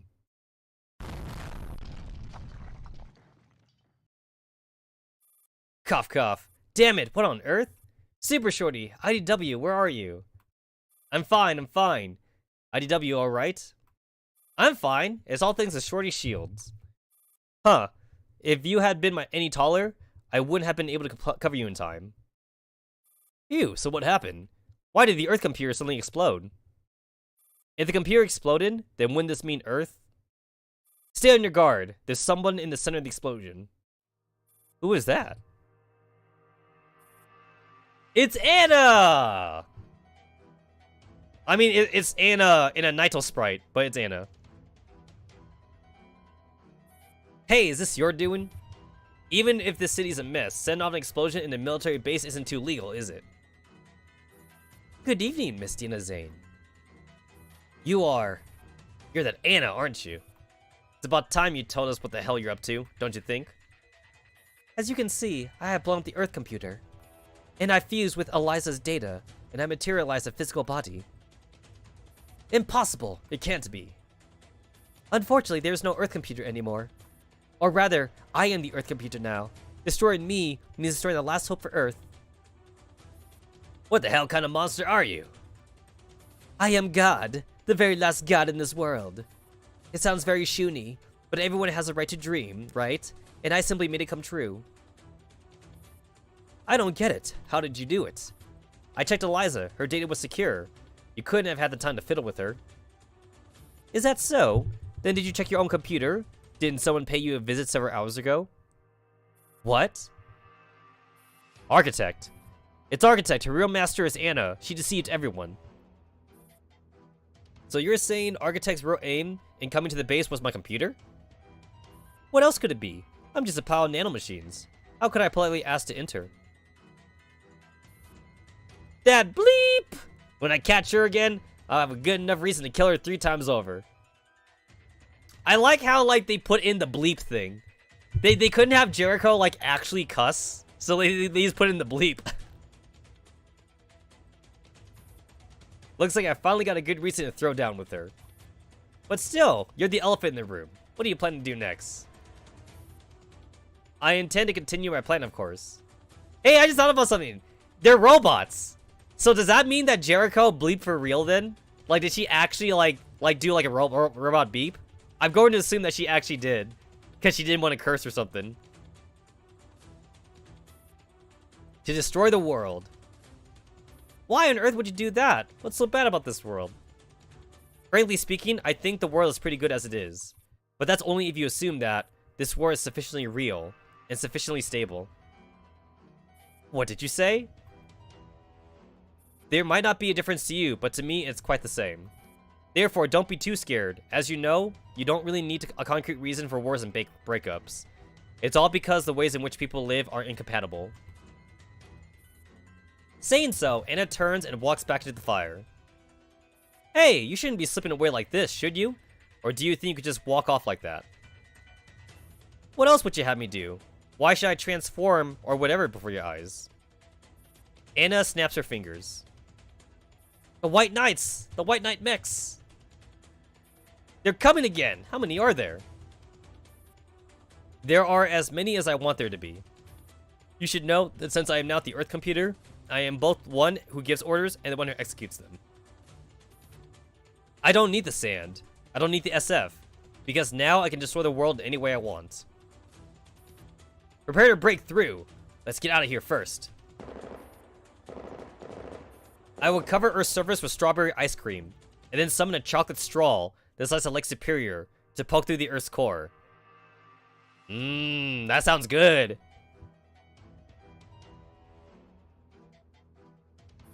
But first, I'll cover the top 10 peaks of the world with Swiss rolls, so I can fill the blanks of my geography test page with egg roll. Do you like that? Do you think such an apocalypse would suit a high school girl's backstory? How much time would it take you to destroy the world? What happened to your sense of romance, everyone? Turning Earth into adorable ice cream will only take a few hours.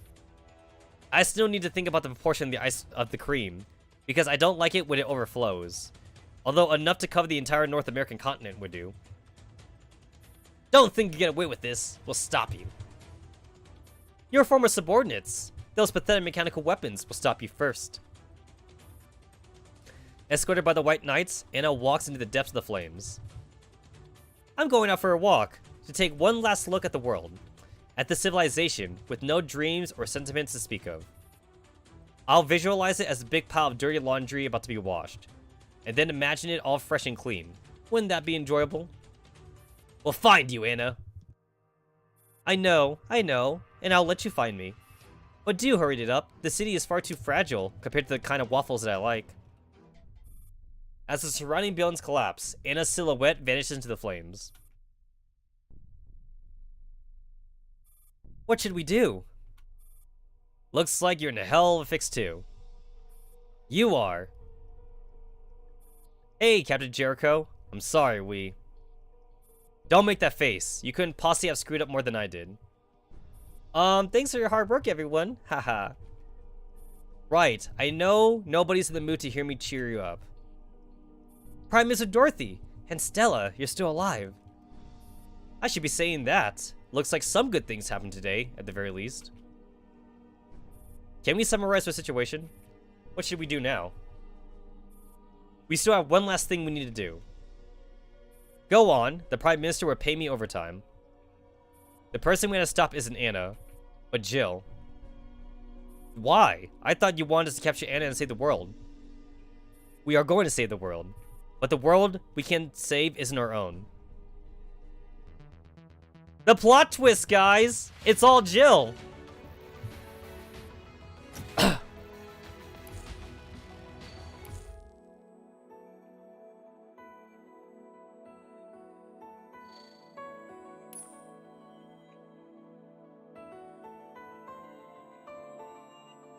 Oh no! Oh no, it's time! Oh no, it's time.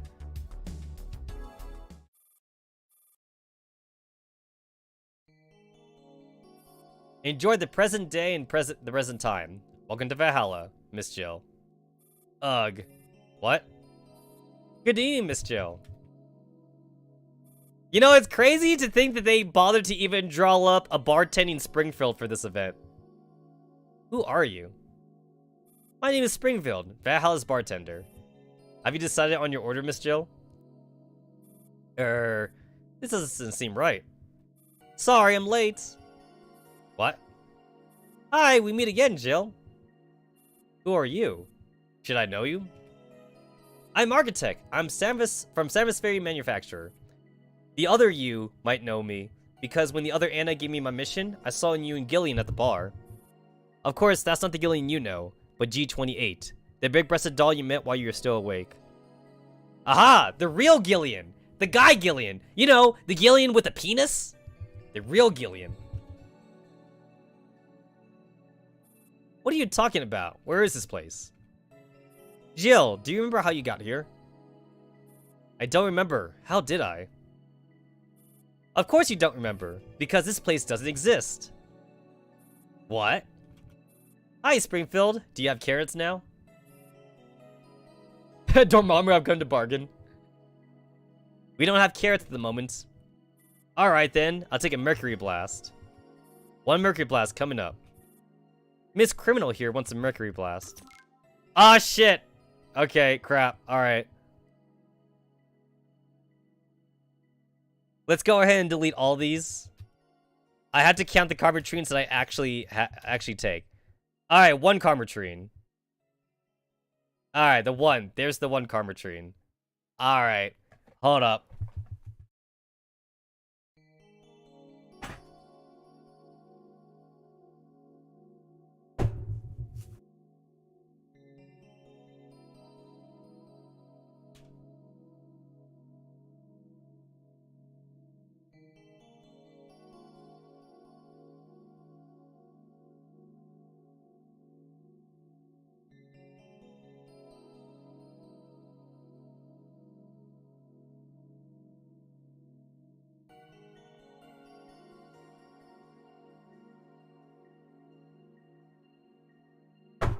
Alrighty.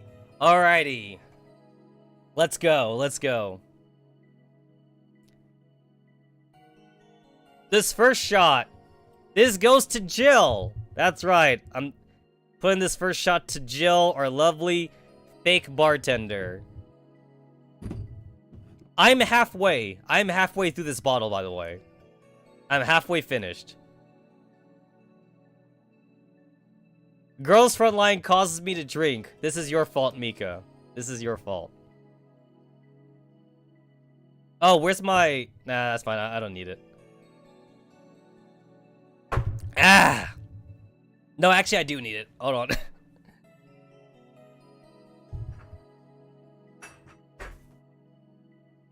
Okay. I was trying to tell myself that, like, I didn't need, like, my, I didn't need, like, a chaser with me. But, like, I think I do want a chaser. Alright. Let's see. Mercury Blast. Mercury Blast. I'm gonna say that's a sweet drink.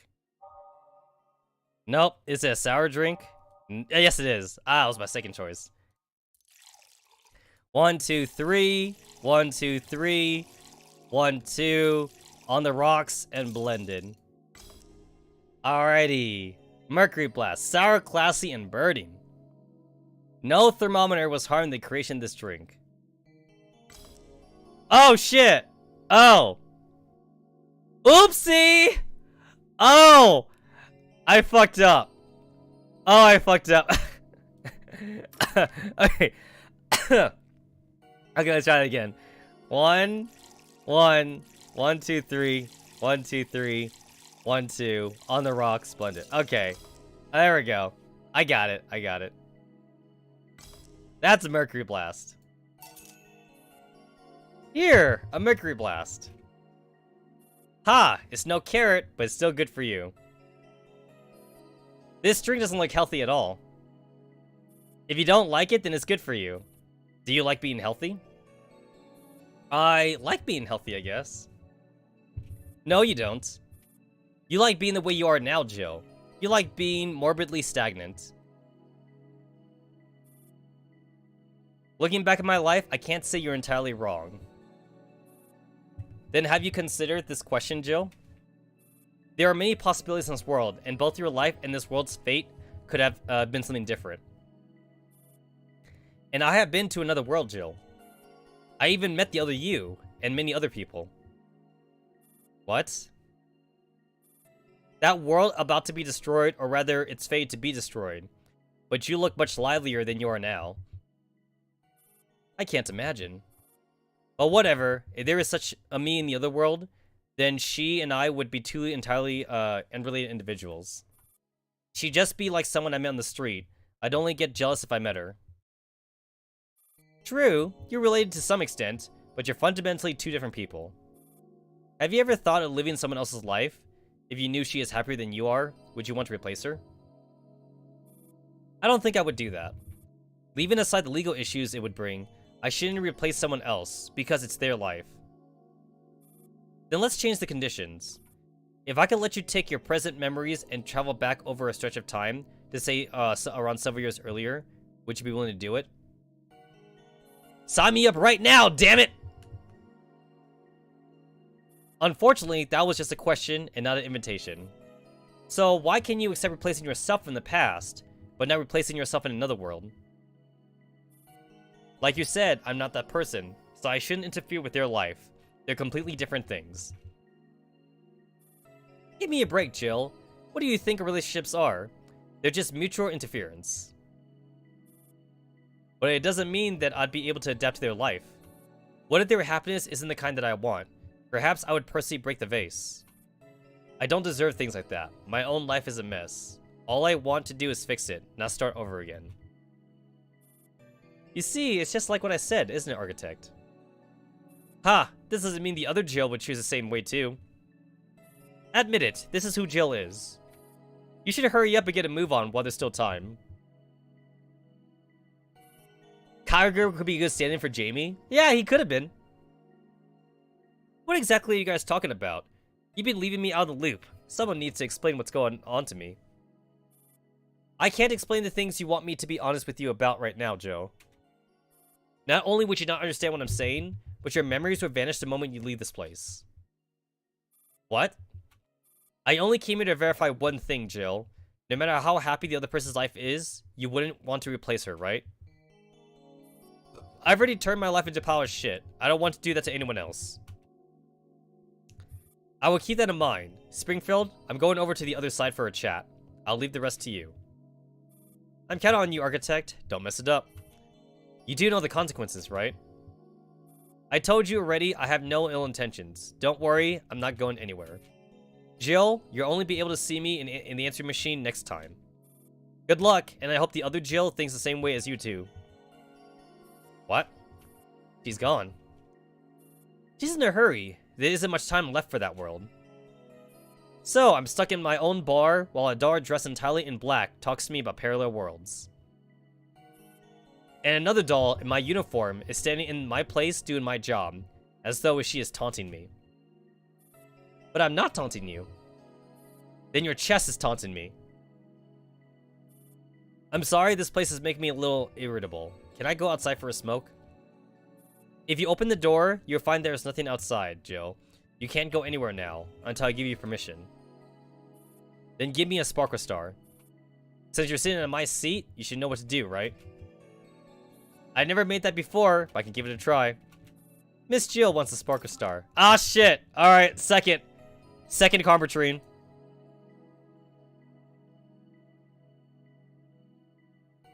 Oh, hold on, I gotta redo that one.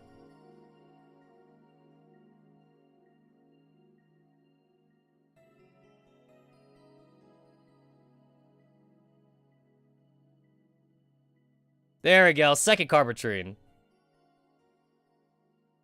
Alright. This next shot goes to Architect. Yeah, it goes to everyone's favorite blow-up SF that surrendered first. The only smart SF there was, honestly. This goes to Architect. Ugh. Dude, Ithaca wouldn't even fit in their uniform. Ithaca would need like a very altered uniform. The top would have to be completely different. Alright. Sparkle Star. I'm going to assume a Sparkle Star is a sweet drink. Aha! I guessed correctly. Alright. 1, 2. 1. Optional Carbertrine and aged. 1, 2, 3, 4, 5, 6, 7, 8, 9, 10, 11, 12, 13, 14, 15, 16, 17. And that's all I got.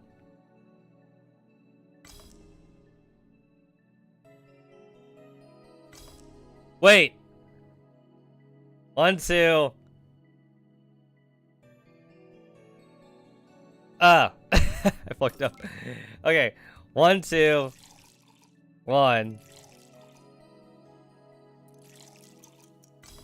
There we go. Alright. Not bad. Maybe you could skip the BTC train and go straight to work.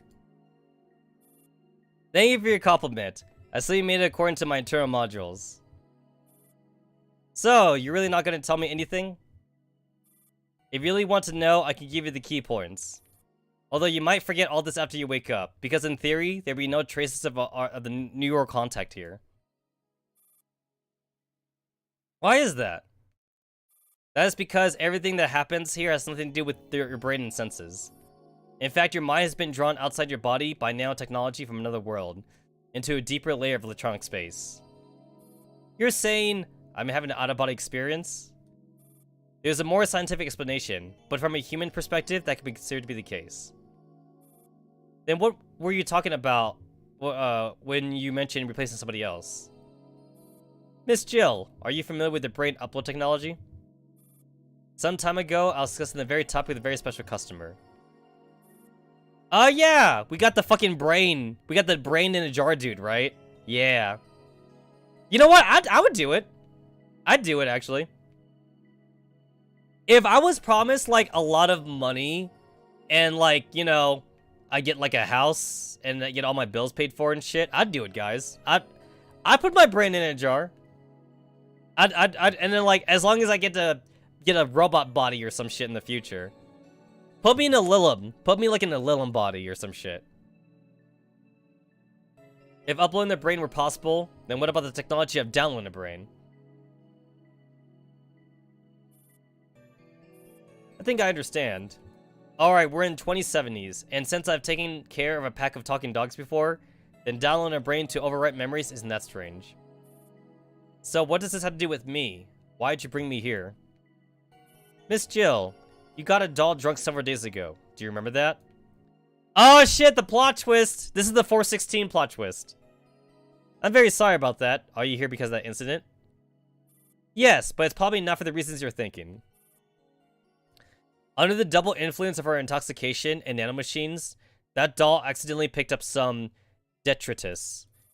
Oh, I apologize. Detritus is the phrase an architect used when making her report. In truth, it was your friend, Anagram. What?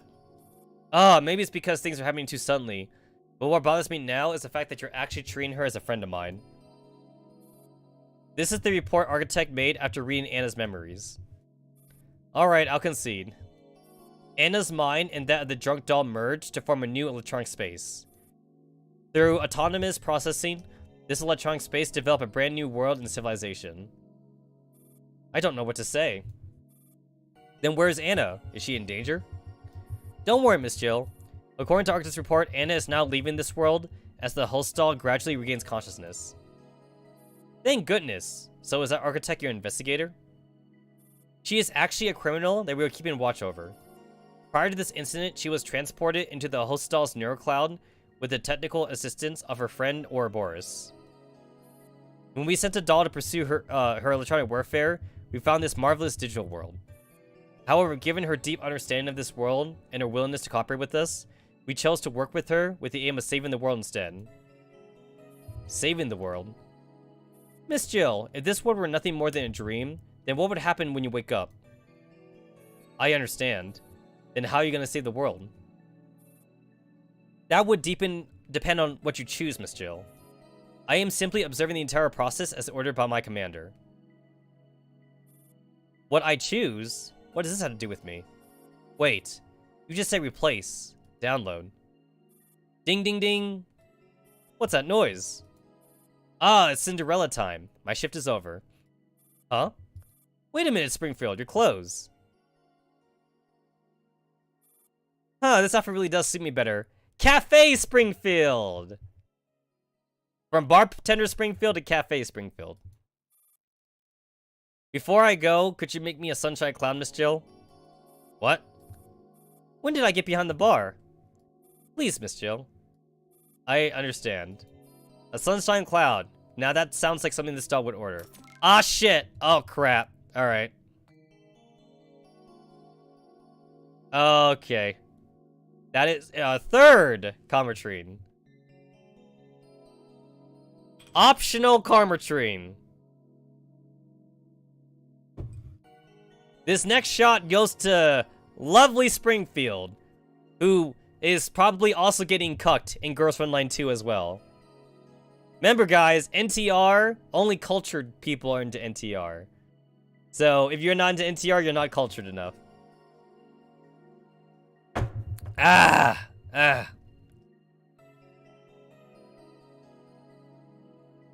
Everyone got cucked by Groza. Everyone got cucked by Groza. Alright, I'm gonna assume that that is a bubbly drink. Damn it. Alright, it's a sweet drink then. Ah, shit. It's a sour drink. Ah, shit. It's a bitter drink. Okay. Ah, shit! I'm not drunk! I've only had 3 shots. I'm not drunk. Okay. I'm not drunk. Wait. It's a bitter drink. There we go.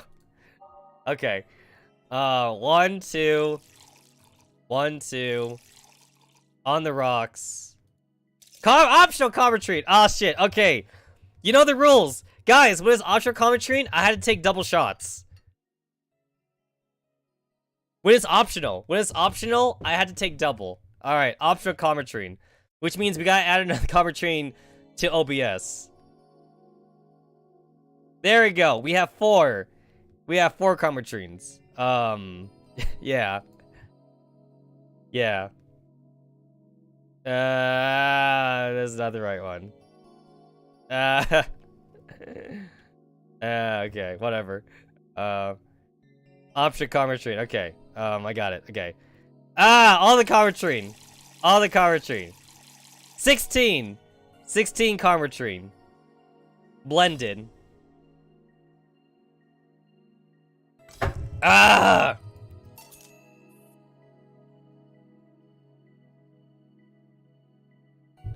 I expected nothing less a drink that only Jill Stingray could make. Save it. Anyone with BTC training could do it. In fact, they don't even need the training. One last question, Miss Jill. Could you accept something that's fake? The drink I gave you contains many substitutions for real ingredients, and even the alcohol is fake. But the drunkenness it gives you is real, and the out-of-control emotions that result from that drunkenness are also real. So something fake can also elicit true feelings. Therefore, if it is something that can affect my true emotions, then I don't care if it's real or fake. My commander once said, while we are androids made by humans with personalities and preferences created beforehand, there must have been someone's true expectations embedded within them somewhere, so we should not doubt the value of our existence. Thank you, Miss Jill. Thank you for making us. I simply said what I and a lot of humans think. We should be the ones thanking you. Thank you for coming to this world. We don't have to keep facing this bare dog shit of reality. It doesn't mean a fake can't surpass the original, Archer, Shiro, Emiya. Oh, don't forget the original, man! Don't forget the original.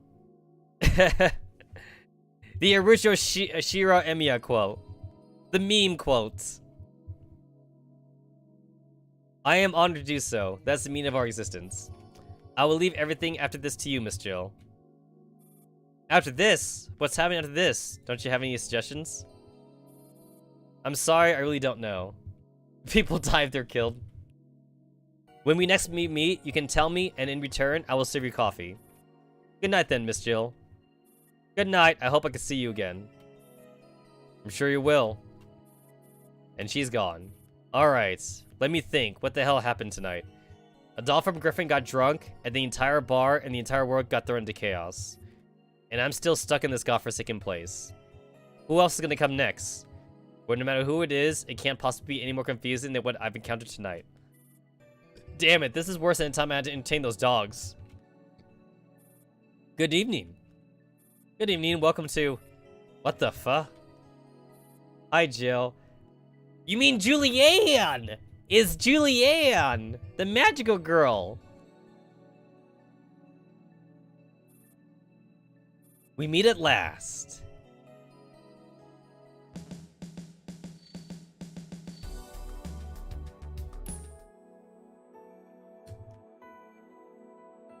Alrighty.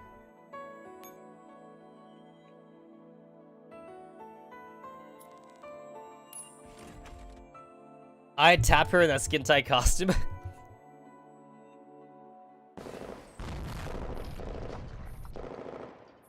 The time has finally come for everything to be revealed and for everything to end. But speaking of endings, I have a question that I've always wanted to ask. If you had to plan the end of the world, how would you do it? Brutal massacres, slow tortures, exquisite ceremonies? To me, this is a fundamental question. It reflects the most basic nature of your heart. The deepest secret of this world lies in how we die. How will you watch what I do closely and remember all this? I hope you will watch. And remember everything. And now it's time to wake up, Jill. Anna. Thank goodness, I finally got to see you again. But where is this place? I'm in a hospital? Your mind teleported you here. It seems you still remembered the place where we arranged to meet. That's right, you said you spent most of your life lying in a hospital. But you never said which one. It doesn't matter. What's important is that you remembered it. Good morning, Jill. You mean good Southern Hemisphere? Good heavens, I haven't heard a greeting like that in 3 years. I'm glad you're alright, Anna. But what happened? Why are all my customers trying to catch you? What did you do? And what happened in Griffin City? I will explain in detail. Yes, Jill, do you remember how we met? Of course. I met you when I was 12. I should say I heard you. Back then, my parents thought you were something I came up with because of their damn divorce. Do you really remember, Jill? Can you really recall what happened when we met each other? I don't remember. That's strange. I can remember the stuff that happened before that very clearly. That's because it was designed that way. What? All this was designed, Jill. Your past, the way I address you, G28's nickname, along with this entire world. I don't get what you're saying. Anna, who are you? Jill, do you like this world? I don't hate it, at least. Then, are you... bleep! Frustrated? What? No, of course not. What are you talking about? Then do you remember who Gabby is? Gabby? Who's that? Aha! That's why you're not the real Jill, because you don't know who Gabby is. I think it's time I told you the truth. Jill, this world is incomplete. You, me, we're all incomplete. Everything here was forked off from a complete and real world. What are you talking about? This world isn't real? How can I answer you in a way that you can easily understand? All I can say is, at the very least, this isn't a real world. You know what? It's kind of like the clone paradox, right? It's like, imagine if you were a clone, but you didn't know you were a clone. You thought you were real. And then somebody comes up to you, and they're like, yo, you actually a clone? Like, the real you that you were cloned off of, he's over here, like, in New York or something. But you're just a clone, though. You're not the real person, you know? I don't know what to say. You tell me that I'm incomplete? Jill, do you know that you suddenly vanish and move somewhere else when your emotions are unstable?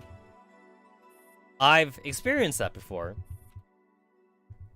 When I gave a speech at my graduation ceremony, my phobia suddenly kicked in front of the crowd. After that, I lost consciousness, and next thing I knew, I found myself lying in my room, like what happened just now. Oh, that reminds me, this is a Will Smith movie. Yeah, this is a Will Smith movie, where he's like fighting against like all his clones and shit. And like, Will Smith, the main character in the movie, like, he doesn't know if he's a clone or if he's the real one.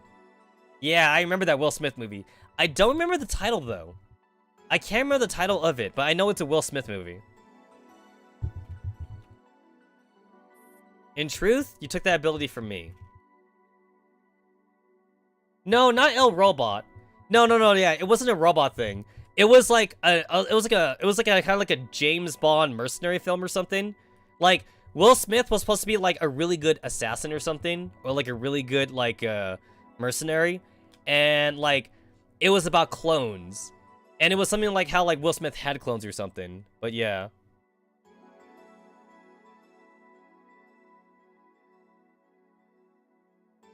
I took an ability from you?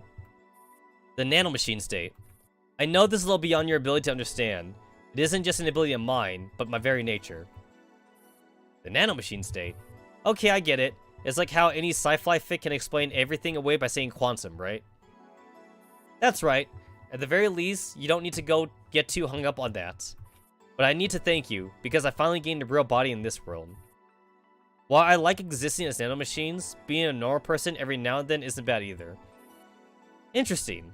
Don't you think? I managed to experience reality in this fake world, even if it was only been a few hours. But if what you're saying is true, then how are we going to return to the real world? What I'm saying is, we can't possibly be trapped in this fake world forever, right? We can't go back, Jill. Why? Because we're also fake. You and I, we're both fakes. What? Fake? No! I'm obviously Jill. What else could I be? Calm down, Jill, and hear me out. Our world is almost done for. Do you know what's happening now in the real world? Jill shakes her head. Nothing is happening, Jill. This is just another ordinary day. There's no Lumen Apocalypse, no Earth Computer, no Rings of Sand, and we're not running around because of all that. There is only an ordinary bar in Glitch City, and the real you and your friends are just chatting idly with the Griffin dolls there. Wait, what did you say? Isn't our city called Griffin City? In the real world, Griffin is a PMC that primarily employs technical dolls. A month ago, they came to Glitch City to conduct some working tests. After that, the Jill over there accidentally got a doll drunk, leading her to generating a strange electrical impulse from her body. And then the real Anna, which could only exist in nanomachine form, was caught up in this pulse and got absorbed into the T-doll neurocloud. After that, her neurocloud took Anna as part of her consciousness, and her neurocloud read Anna's memories, which then fused with their real memories, which ultimately created this world of neurocloud, Griffin City. No, this is ridiculous. So you're saying that our entire world is contained in the head of a single doll? Plot twist! The plot twist, yes. 416, man. 416. Don't get her drunk. Don't get her drunk. Honestly, I would love, whenever they do the Nirvana collaboration, I want them to do it again, though. Like literally do it again. I want them to go to, like, the Nirvana bar, basically, and then 416 also gets drunk, and then we do the Nirvana thing all over again. I want them to do it again whenever we get a Nirvana collaboration. But the thing is that, like, Nirvana is not even released yet, so that might be a while. But maybe someday. You catch on fast. That's right, Jill. We were living in her neurocloud. Our world was just an accidental byproduct of her intoxication. The reason why she hasn't woken up after so long is because this world is using her neurocloud to process itself. Our world was born from a party. Yes, thus our world was destined to be destroyed from the moment it was born. Because that doll's mind is slowly awakening, and she will regain control over her neurocloud.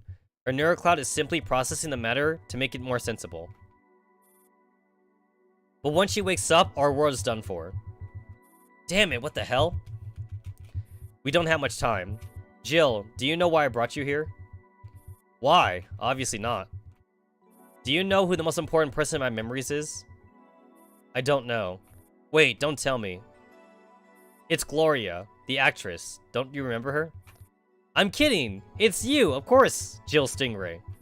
I can't believe you were actually hesitating about that. Good heavens, Jill. Don't you remember how much I like you? Have you gotten the wrong, Jill? If you mean me, Anna, I do like you very much, but... This world was born from the fusion of a drunk doll and the memories of the real Anna. You don't remember Gabby, or Four, and neither do I remember little Becky, or my previous girlfriend. Because ever since the real Anna got caught up in all this, some memories might have been lost outside, which is why I am not complete, and neither are you. So what does this have to do with anything? Because the neurocloud needs to select the strongest negative emotions that Anna witnessed from her memories to serve as the foundation logic to compute a sensible end for this world. So it chose me? What was the most intense negative emotion that the me in the real world felt? If we're limiting this to the time in which I knew you, then one of them would be the time that a company of dogs decided to have a party in your bar and made it reek of urine and soap. Right, I can totally understand that. And there was that time that you called yourself a piece of shit eating shit after you argued with Gabby. Ah, yes! Dude, the ending of Valhalla got real, man. It got super real. These two experiences combined, and you see, our world is being destroyed. But don't tell me this was all my fault. I don't even remember those things. That's right, Jill, because your most intense negative emotions were put in the Earth computer, which is why you look so much more lively now.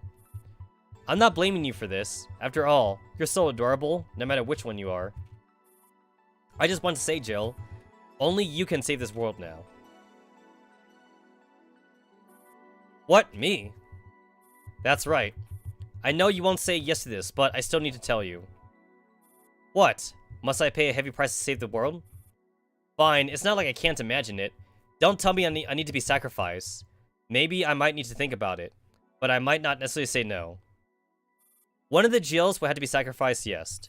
But that would be the Jill in the real world. What? You! What are you talking about? Jill, I am asking you this question in all seriousness. Are you willing to go to the real world and replace yourself? You want me to do what?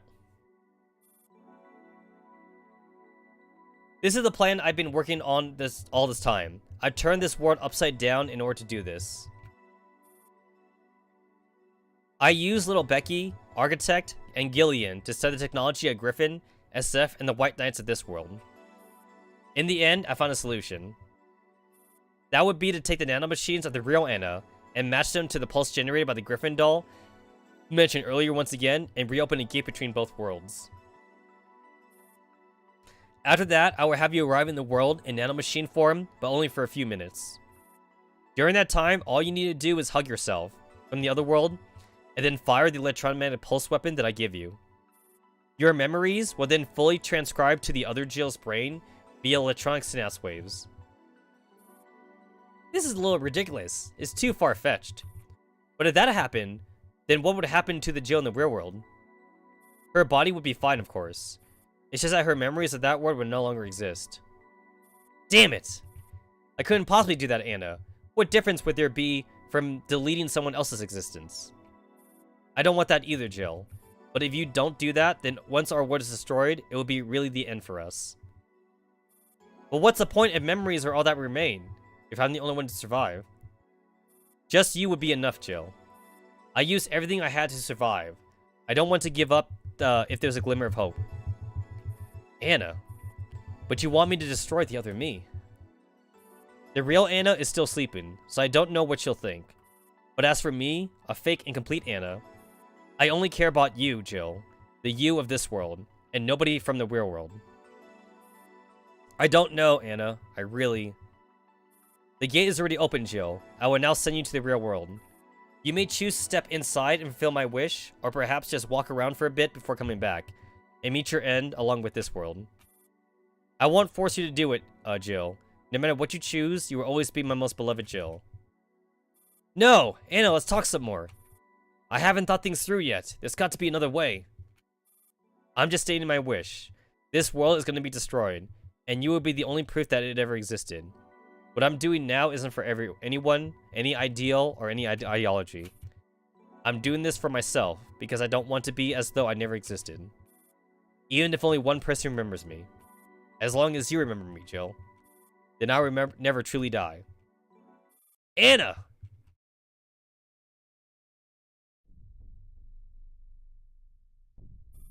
Whum. The teleportation is complete. Bon voyage, Jill Stingray. Goodbye forever, Jill. Regardless if you come back or not, this will be our final farewell. Come out, Anna! There's no escape! Good morning, everyone. Incidentally, I have no intention of escaping. I just need a bit of time. We won't let you get away with this. Gillian's already told us what your scheme really is. I had her tell you that. You need to know this. You deliberately had Architect obey me for just this moment, didn't you? I was simply using a special principle of this tiny little world to achieve my aims. Anna, is this all true? What you're saying, you and I, in this world, we're all... Becky, we may all be fictional characters conceived by someone's imagination. Would you disregard this world because it's fake? But what you're doing is wrong. You're planning to use Jill to murder the other Jill. Are you going to make her bear such a heavy responsibility? I am simply opening up the possibility of doing so. The final decision rests in Jill's hands. Both Jill or Joe from the other world would be the ones to decide the fate of this world. Incidentally, I would have probably made the decision to wipe out the other Anna much more snappily. Anna, we should just quietly accept our fates. I won't say. I would never accept it, as long as it's not what I want. I just want to do what I like. I agree with part of what you said, and you're right, but the person who will really decide the outcome won't be you. Jill, where's Jill? The gate's already been opened, and Miss Jill's already gone to the other world. I gave her the opportunity to choose. But I know what you're thinking, Anna. Once Jill enters the gate, you'll close it behind her, and leave Jill without a choice. I knew you wouldn't let her choose. So, you came here to stop me because of this.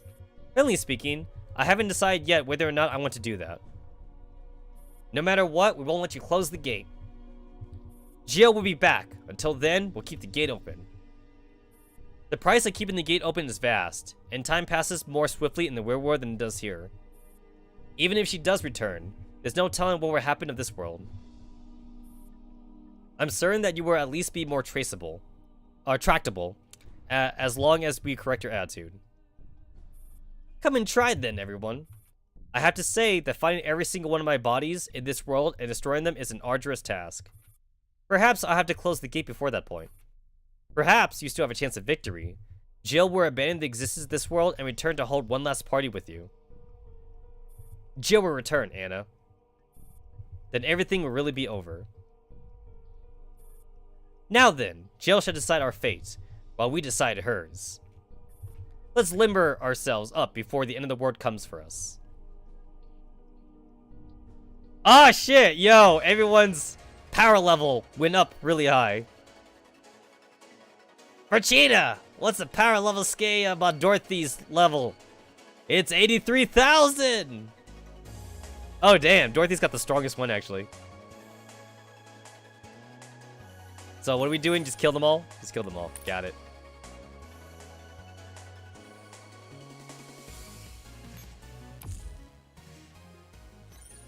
Alright, I guess we just bummed them all.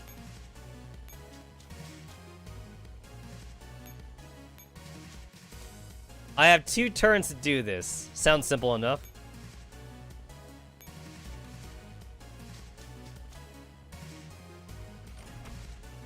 Tactical karma tree. Oh, look at Jericho and Alma are together. That's cool. Up, it dead.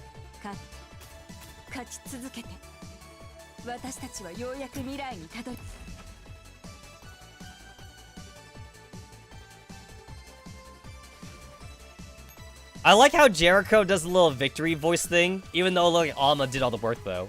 Like Alma looked like she did everything. Stop drinking, save lives. Hey, look at Shorty and IDW are the same team. They're the same. They're the same team. That's cool. Guys, this would be like the only time that IDW ever gets MVP. Like, she would never get MVP.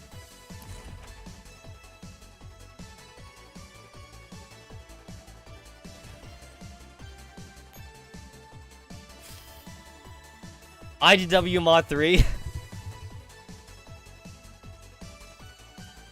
IDW Dunya. Dunya.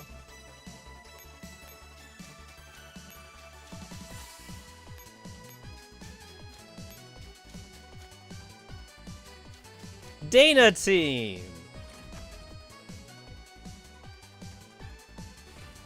Oh, look, it's Dana and Jill. That's cool. Best boss. Best boss ever.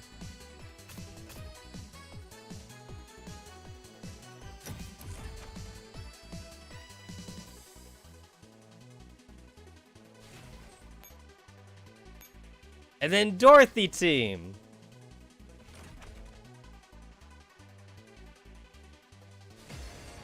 Holy shit. Dorothy, Say, Stella, and Wat2000. Yo, that's not fair. Holy shit. That's a real team right there.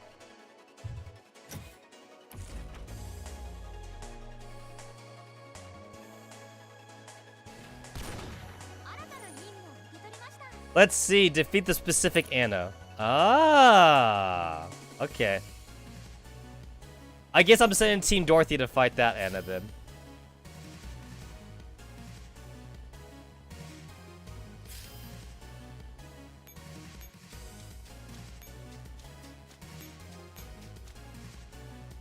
Holy shit! Yo, that's so far away! Yo, that's so far away! Okay, I get it. Okay. Okay, I get it. I know what I have to do. Alright, I know what I have to do. It's really easy. It's an easy thing to solve. I get it. I get it. I get it.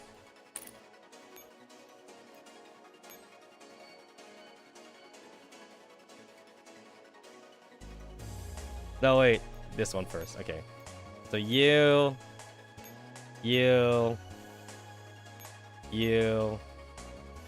and you. Okay. I got it. I know what to do.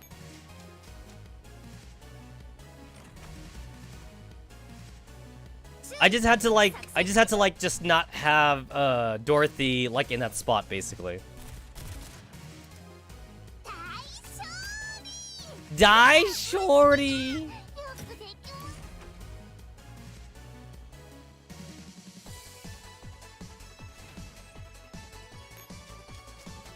You know what? IDW could have been any other T-doll if they made them more common. The meme would be someone else instead of IDW. They would also need to choose like a high-pitched, annoying voice to do also. Like, imagine if like the meme instead of IDW, imagine if it was like, I don't know, like MP5 or some shit, but they gave MP5 like a really high-pitched voice or something. IDW is common, but she also has an annoying voice. We would need like a more annoying voice to replace the meme.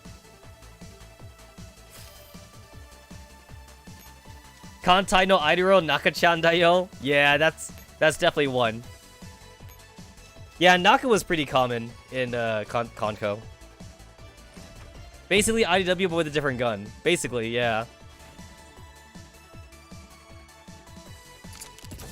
Like, imagine if IDW, as we know it, had like a different, also like character art. Like, imagine they did like an Onesan character. Then she definitely would not be as memeable. We need like a very annoying character, basically. We need like a super annoying character.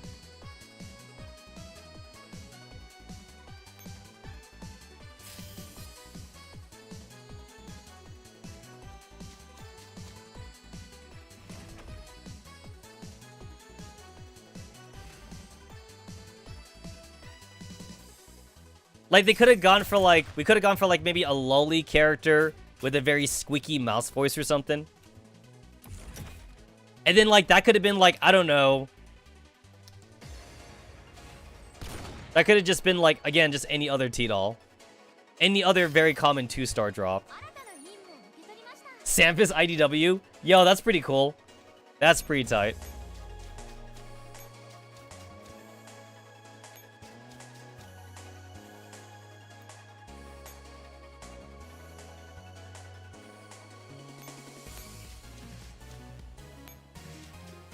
Sampha's MP5? Yo.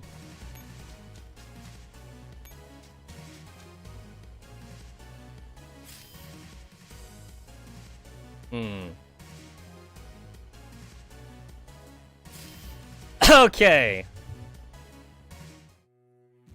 I got close. I got close.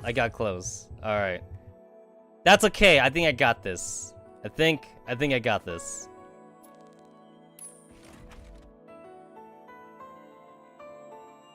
Sampha's Cola.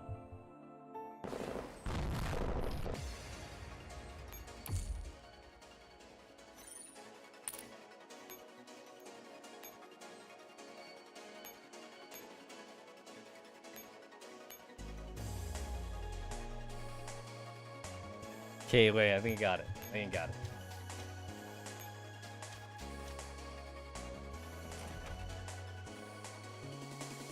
I got this shit.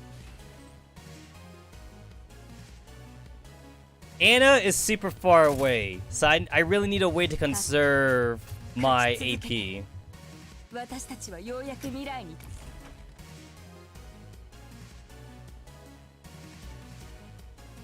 Isn't Scarecrow already Samus Kaliko?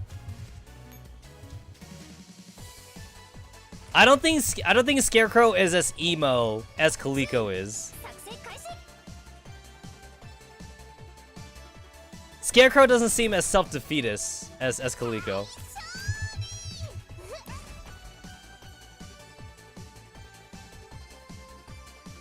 Then again, Scarecrow didn't get a lot of spoken dialogue, though. Like, Scarecrow being the Chapter 1 character, it's like, the Chapter 1 boss, she didn't really talk a whole lot. Like, we got more dialogue, like, out of, like, the later Samus Fair's bosses, like Dreamer, or, like, even Destroyer and Hunter. Like, pretty much, like, anything past Chapter 2 for the most part.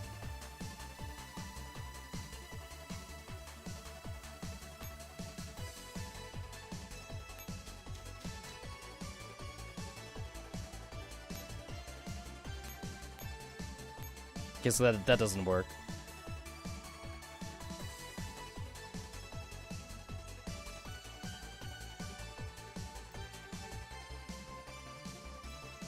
So it's like, if I leave you here, and if I leave you there, like, that's still...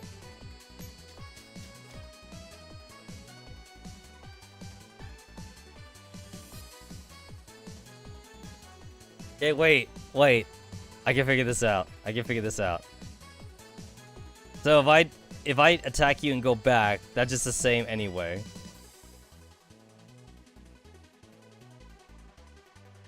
And there's nothing I can do with these girls. There's not much for me to do there.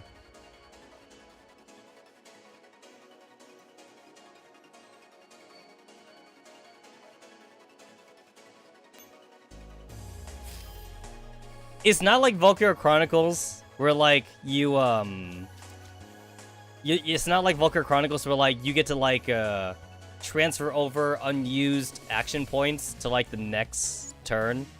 I've always hated that about Girls Frontline. You can't transfer for them over. I got used to playing Valkyria Chronicles too much.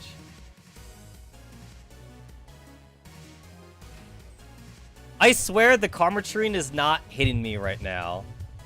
Maybe it's hitting me a little bit. Hashtag not super impaired.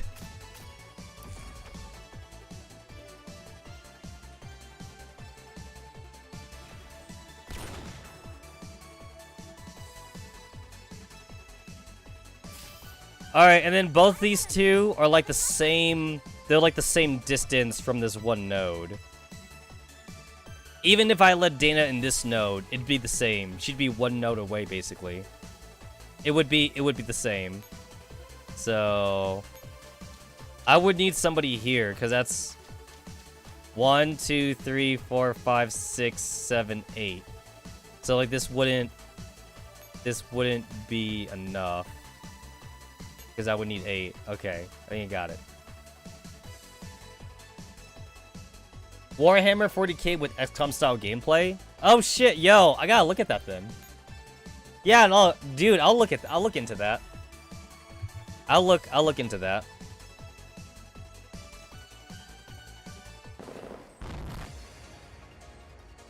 Okay. There's also like 2 nodes, like, up here. So, like, it definitely discourages me from, like, going up there with these girls then. Yeah, I see.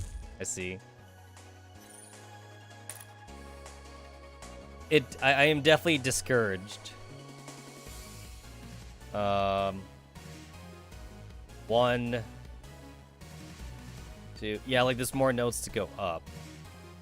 Like, if I bring Dana up. Like, for the most part, like, I am definitely wasting an action point just to move up. Let's see.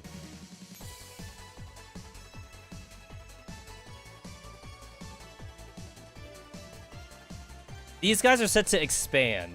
So, like, they're gonna actually stay on their helipads for, like, the first turn. The second turn... Unless I'm meant to do this.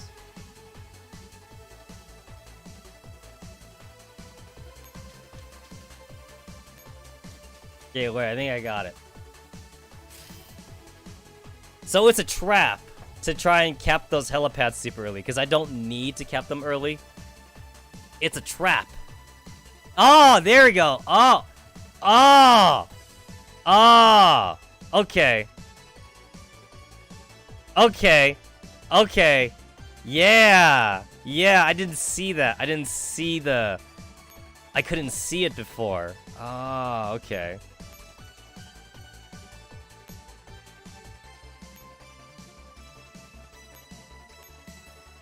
I'm smart! I'm smart. Yep, I'm smart. You know what? I'm gonna take a victory drink. Even though Jill's not serving me a drink, I'm gonna take a victory drink.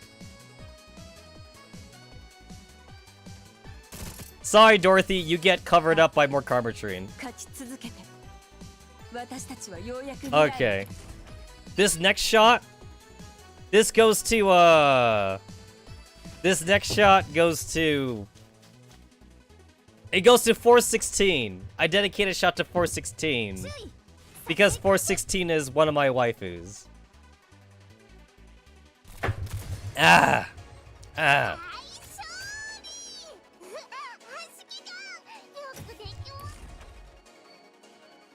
It took a little bit of, like, brain power. But I got it, though. I got it.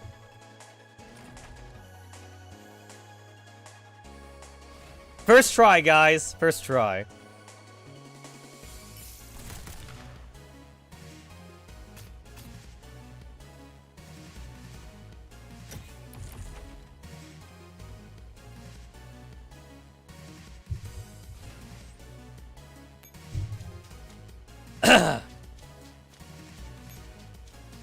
Yeah, I'm smart.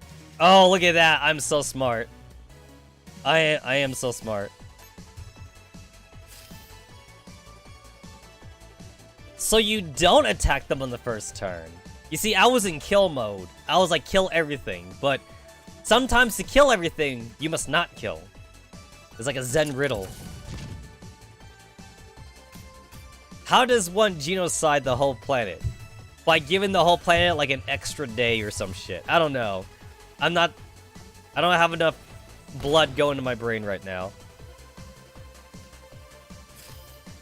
My blood vessels right now are being constricted. Alright, Anna. Let's go. Let's fucking go. What's the power level say on Anna? 17,000? 17,000?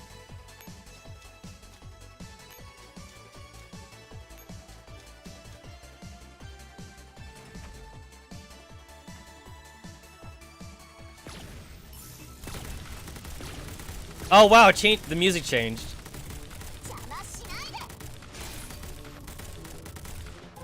Oh no.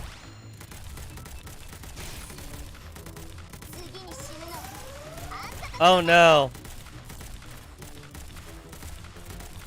Oh. Oh shit, we got a micro. We actually have to micro for this, okay. Yeah, we actually have to micro this, okay. Yeah, okay. Although, wait. Dorothy can win this if she doesn't die? Wait, I think Dorothy can actually win this. It's just gonna take a long time. It's just gonna take a long... It's gonna take a while. Oh, there we go! There we go, okay. It took a... There we go. Okay. I just have to be patient.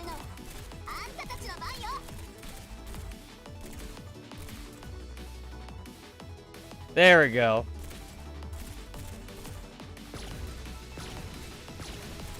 You got it, Dorothy. You got it. Yeah, there we go. There we go.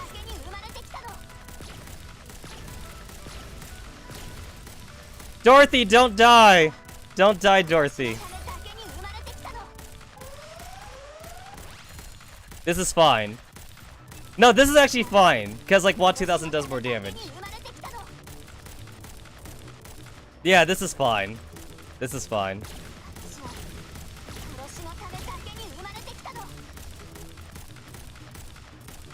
I'm getting closer! We're getting closer! Hey! We did it! We just had to sacrifice somebody. We sacrificed, Stella. Stella's dead. Stella's dead in this timeline.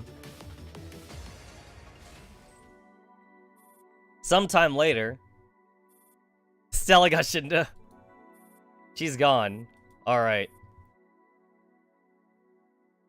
Let me think over. What the hell happened tonight? A doll from Griffin got junk, and the entire bar and the entire world was thrown into chaos. And I'm still stuck in this godforsaken place. Who else is gonna show up? But still, no matter what it'll be, it possibly can be more confusing than what I've come to tonight. Good evening. Good evening, welcome to... Wait, that voice. Hi, Jill. We meet at last. Mr. Anderson. You got to be kidding me. You have got to be kidding me. Can you please calm down? I know this appearance of mine is a little embarrassing. Embarrassing? I've been alive for 27 years. This is the first time that I've ever wanted to kill someone, and that someone is myself. Jill, I'm not you. Do you understand? You can call me Julianne. and you're just looking at a 27-year-old woman who looks exactly like you, cosplaying the female lead of your favorite anime when you were a kid, that's all. Julianne, that's a word I only hear once in a blue moon during my calls back home. In any case, seeing this is kind of strange. Perhaps I might really have done this in some other world, dressing up like this in order to have people take pictures of me at anime and manga conventions. That's right! Hey guys, in another universe, Jill is one of those girl otakus. She's one of those cosplay girls that like probably has an OnlyFans account, and then you simp for her, and she makes a ton of money. That's right, guys. In another word, we simp for Jill. Jill has like over like 1 million paid subscribers. All I can say is, wow, who knows? I might have been happier that way. So, you're me from another world? Not entirely. I am Jill streaming from another world, but during my journey, I traveled a long time while passing through the gate. Long enough that I've experienced many things, so I'm not really Jill anymore. Perhaps right now, I'm closer to being your future. If I knew I would end up dressing like a model warrior in the future, I'd find a time machine to kill myself. No, Jill! Don't do it! That's what Archer did! Archer tried the same shit, and guess what Archer found out? Archer found out that even if he kills himself, it doesn't change anything. Can you guys imagine if Jill becomes Archer? And then Jill's hair turns white or some shit? That's fine. Once I leave this room, you and I will forget everything. And anything that happened while I'm here will be wiped away. Sounds like that means nothing would matter, but I'm already used to that. So, how have you been, Julianne Stingray? I've been very well. In my world, things have gone swimmingly. I spent 15 years with a ghost and built a bar together, and I served many cool customers. We've done many things over the past 15 years. I don't know whether it was right or wrong, but we just wanted to make the world slightly better. Sounds like you had a very fulfilling life, Model Warrior. Not like me. Not like me at all. So, did you get married? No. God damn! Thank heavens for that. Even if you saved the world, you couldn't solve all the problems in your life, right? I don't consider that to be a problem. Our world is about to end, and everything will be destroyed. I'm not going to feel depressed because I don't have someone that belongs to me. I didn't even have the time to carefully count out what I've lost. I certainly won't care about something I never had. Looks like your problem is way bigger than any of mine. We simply know the scope of our problem. The problem you're facing is more challenging, because you don't know where the problem lies, or whether if it's even a problem in the first place. Perhaps this is a perfectly natural state of affairs. You should accept it. No, I shouldn't think of it that way. I'm sorry, if I had been more decent, perhaps I shouldn't have never encouraged that doll to drink something she couldn't handle. Then our world wouldn't have existed, Jill. Even in the real universe, there must have been some tiny error that led to the Big Bang, right? Errors, problems, accidents, those are the beginnings of everything, and our encounters must surely be the same way. So, I can't take it back a little, make everything seem a little more orderly? Can you give me a drink, Jill? Certainly, what do you want? A Zen star. Are you serious? Would I joke about a Zen star? Alright, here, you asked for it. Have you tried one before? It's balanced, rich, and completely satisfactory in every way, but it tastes horrible. You can't drink a cola while eating cotton candy, you won't taste anything that way. Some things hurt no matter what choices you make. Sometimes, choosing isn't even important. The important thing is that you made a choice, and now you have to live with the consequences. So, we deserve this, right? Whose fault is it that we're still alive? Do you want to be a better person, Jill? I do. Of course I do. At the very least, I don't want to run off the next time I run into trouble. I want to have enough courage to face the people I ought to face. Even if you don't want to be, even if you won't be you anymore, your memories will be taken over by a variation of you from another world. Will you bear everything of ours and take them to begin your new life? I don't know. Perhaps that might be a good thing. At the very least, I wouldn't get the people around me involved any further, and I wouldn't have to avoid them with regret and resentment in my heart. But you won't agree to it, will you? Everything we have is just our memories, no? The delicious things we've eaten, the vintage wines we've drank, the people we met, the troublesome things we've encountered. Sigh. I may really be a selfish good-for-nothing, but I can't bear to abandon my worst memories. You do know that if I really want to do this, there's no way you could refuse, right? I never said that it was a bad idea, Julianne. You're right, I have no idea whether or not this is a problem, but you'll take care of everything, right? Let's hug, Jill Stingray. Alright, Mono Warrior Julianne Stingray. Good heavens, your outfit is really thin. I really don't want my last memories to be of hugging the thing I fear the most. Are you afraid of me, Jill? If you could kill me, then why would I be afraid? I won't do that. This is just a hug. What? Your life has been much worse than mine, Jill.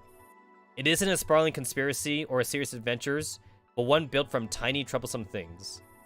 If I really took over you, then I might not even know how to clean up the mess that you left for me.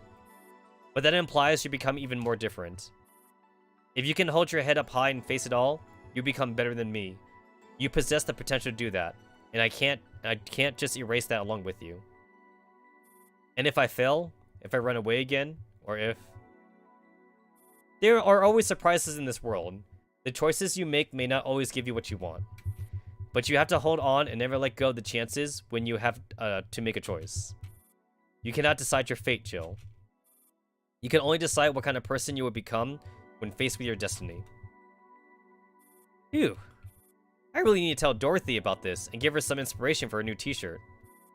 But you know that I'll forget everything you said after I wake up, right? It'll be the same for me too, Jill. I will forget everything that happened inside the gate. I will return to my world, face an unavoidable apocalypse, and regret not replacing you. I will cry, I will rage, I will be at loss. But I will face it all, even if I don't look brave at all while doing it. Then what should I do? My encounter with you would be as if it never happened. It doesn't matter. It's true that none of this has happened. Our world is nothing more than a dream in the mind of a Griffin doll. And I am just an incomplete projection born from Anna's memories of you, Jill. Anything I can do, you can surely do too. Are you sure? You seem a lot more complete than me.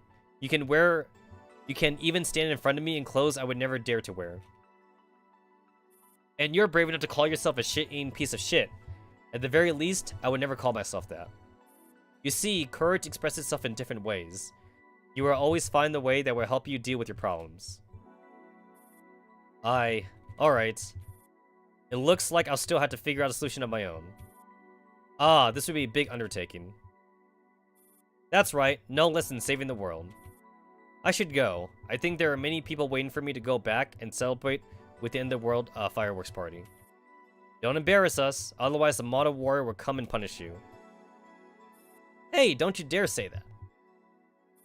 In the name of beauty. God damn it, you're even doing the pose. You look back fondly on this pose.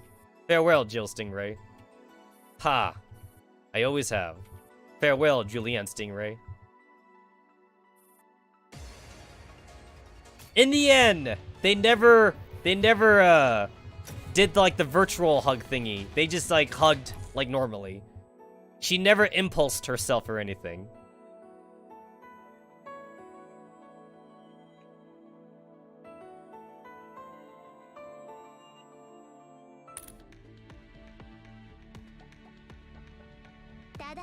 My logistics gotta say yes to that. That was it? That was it? Okay.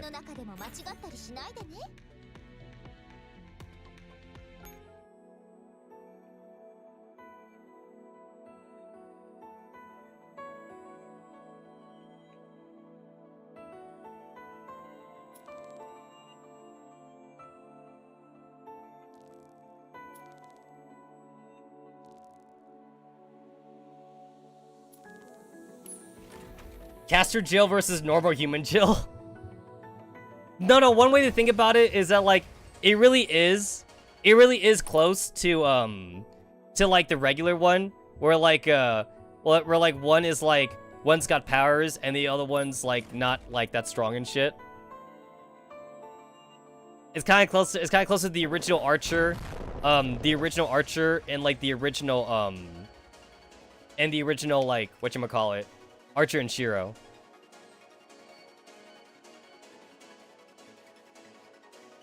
All right, so like I just need I need night vision shit for this.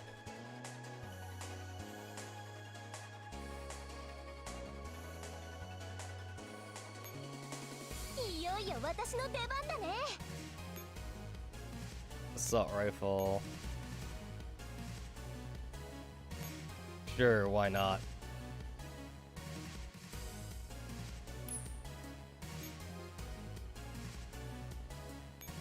And then I'll give gotta do the night battle equipment thingy.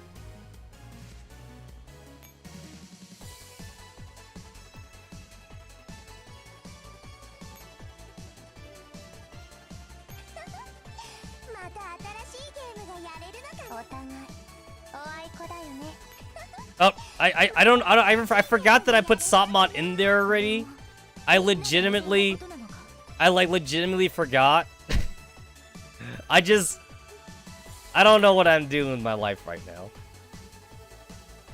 Where's my assault rifles? There we go. There we go.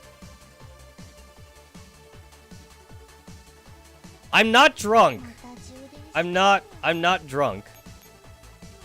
I haven't even drank that much. I'm not drunk.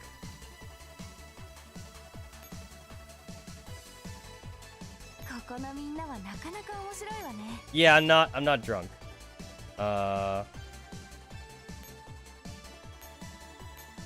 Yeah, this is fine. This, okay. That works. Yeah, I still prefer Sopmod in her, in this outfit than in the chibi outfit. Although it kind of works. If you look, it kind of, the tank thing that I gave her kind of works more. It covers up the diner gate though. The diner gate's been coming up with the tank now. So it actually kind of works better.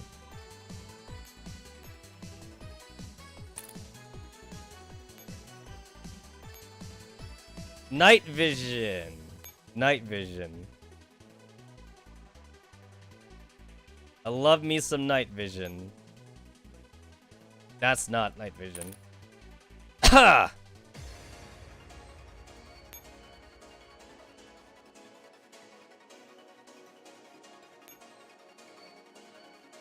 That's fine. Too lazy to scroll down more. And then I have Alchemist here, of course. Yeah, Alchemist is fine like that. And then I have Dreamer right here. She doesn't have anything here though. You go ahead and place that. Place that with Architect. And to be fair, it doesn't actually matter like what I give her, because I don't actually plan to use Architect.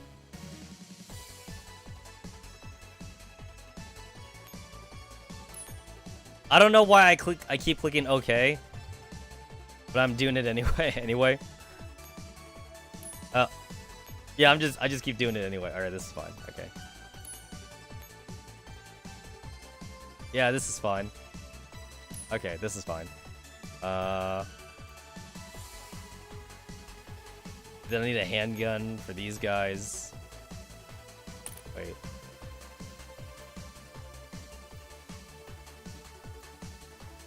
I don't want to like replace the teams I already have, but I guess I'm gonna have to do it here. Let's use let's use Jill. Let's use Jill.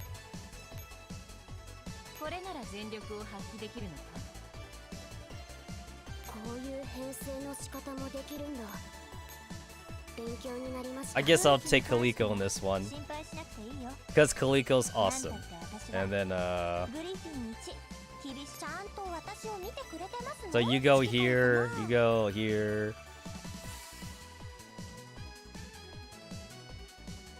Yeah, that works. No scope? Where did your scope go? I must have took the scope off of her. Alright, now this team has no handgun. Need a handgun. Alright, that works. Alright, this should work. This should work. Yo, this is like such an old school thing though. Like, having to kill the boss more than once. I gotta do this stage like twice, you know what I'm saying? It's such an old school thing.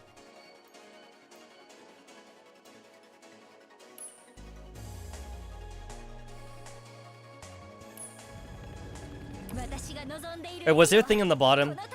Shit. Oh, thank God. Okay, I thought I was being dumb for a second.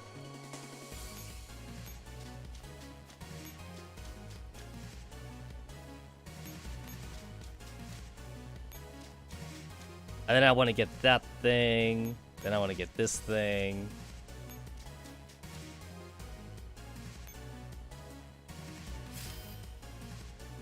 Let's go kill Anna. Let's go kill Anna.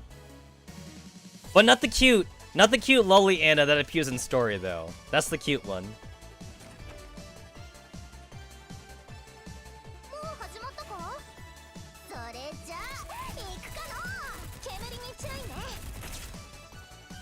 God, I love Agent 416. It's too bad that the agents don't have voice lines though, like Agent Vector and Agent 416. I guess they didn't want to hire the voice actors to do like a collaboration character thing.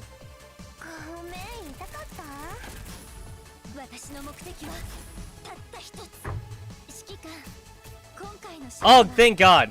I ended up like knocking over my shot glass and I was worried that like I made a mess, but my shot glass is empty right now. So like I didn't make a mess or anything. Yeah, my hands are kind of like moving all over the place.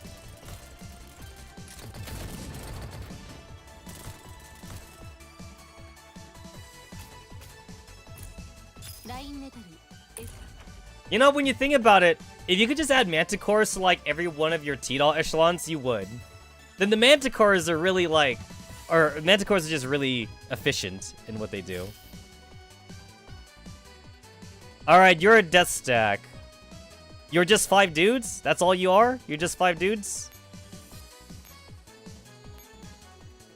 You are just 5 dudes.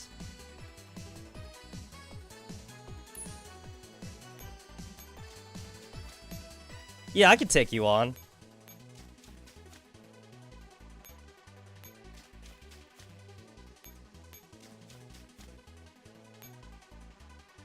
Commander, the enemy is detected to be extremely strong. Confirmed to attack? Hell yeah. Hell yeah.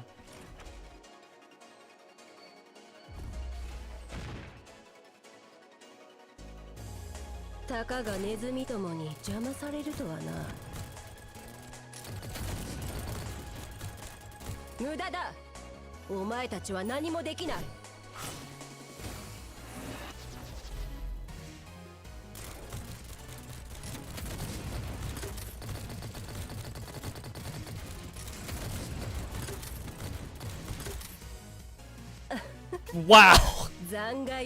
Wow. Fucking wow. Yo. Damn, bro.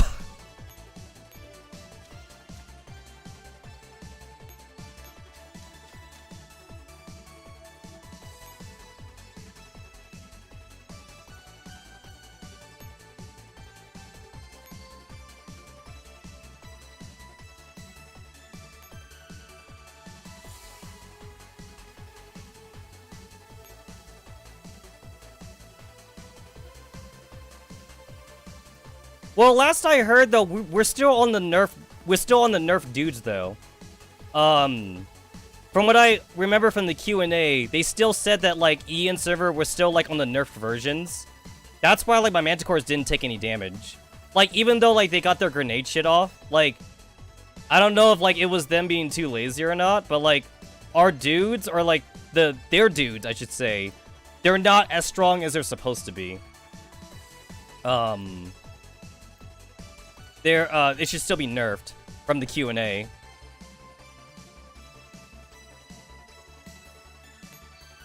Dreamer literally here only exists here just to She's only here to exist for the backup.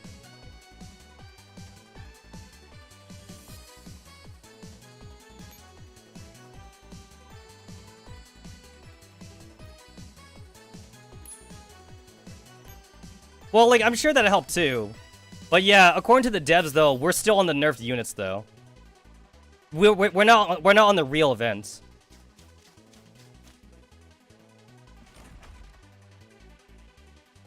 I know a lot of people on Reddit were saying they were disappointed that we weren't getting the real events.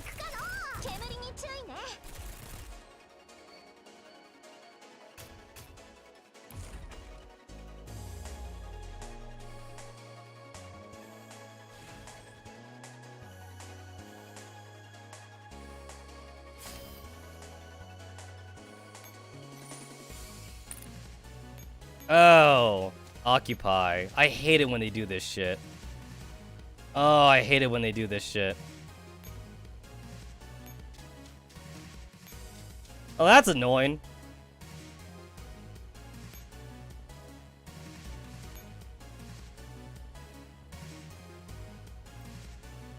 Yeah, I just need to summon some up here because I have no ammo. I mean, these guys only have a power level of 4,000. So I'm a little bit overprepared for this.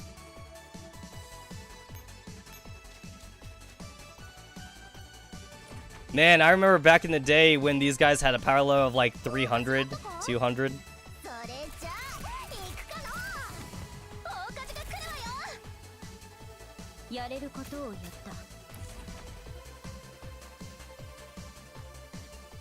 Also, to be fair, it is a death stack, so like you're not supposed to fight death stacks.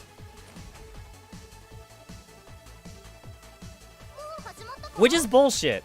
It's bullshit that like there's still maps with a silver rank that wants you to like take over like every node, which means you have to fight death stacks. That's definitely a thing in like chapter 11, chapter 10 and 11. Like there's some like death stack maps, and it's all like, oh hey, like these guys are a thing, but like we still want you to capture every node.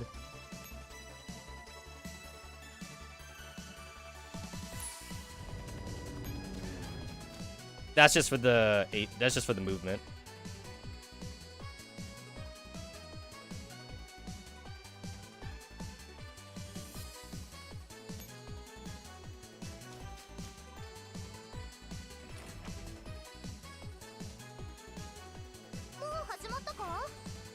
E is a little bit of a puzzle, or like you could just or like that one, like you're not actually supposed to fight the red beans or anything.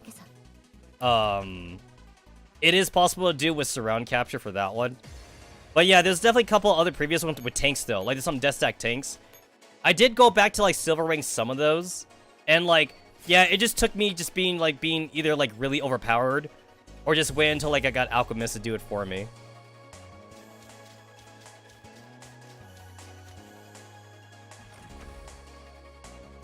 With the red bean one though, like supposedly the easiest way to do it is to skip your turns for like 9 turns or something.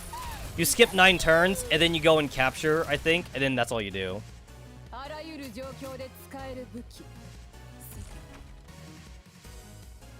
Yeah, no, the thing is that the red beans go in a circle. So like for 12-4E, the red beans go in a circle, and like there's always like a space in between them. So like what you're supposed to do is that like you skip your turn a few times, and then like once all the beans are in position, you go and capture the rest of the nodes, and then and then you could just surround capture it all, and then like the beans won't move, basically. Something like that. It's been a while since I'd done it. I went to go and do it. It's been a while, but it was like super simple to do actually. It only looks harder than what it is though. It just only looks harder.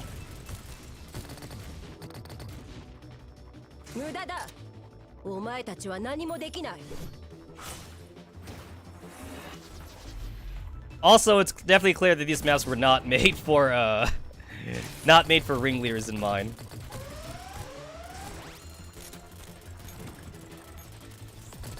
There we go. What the fuck? Okay. The whole melee thing's weird.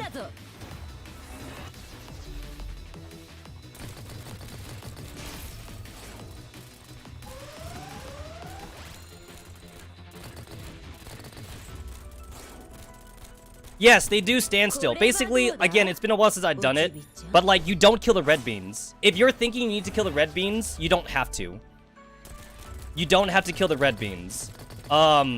You step on one of the radar nodes. One of the radar nodes gets them to stop moving, and then you go in and like you go in and use circle capture because they won't move anymore. They only move at the start of the map, and then you go on one of the radars, and then like the radar stops them from moving.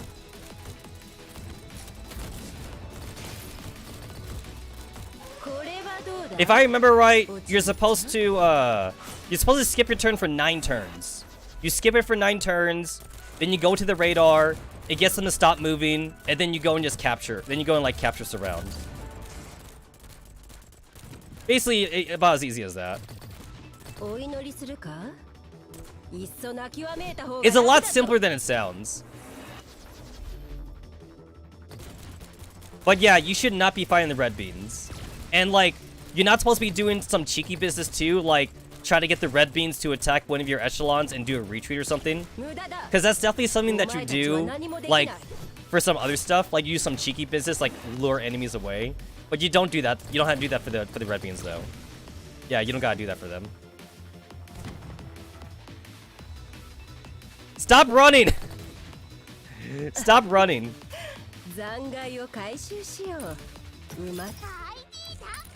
I got IDW, but it's not the same. It's not the same IDW.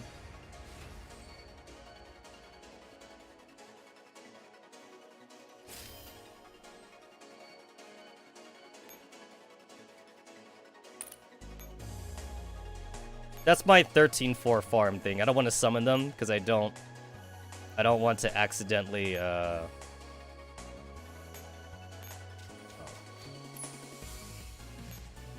Shit. I'm too lazy to like manually go and like put the thing on where like you don't automatically resupply. I'm too lazy for that. Oh, that's a thing.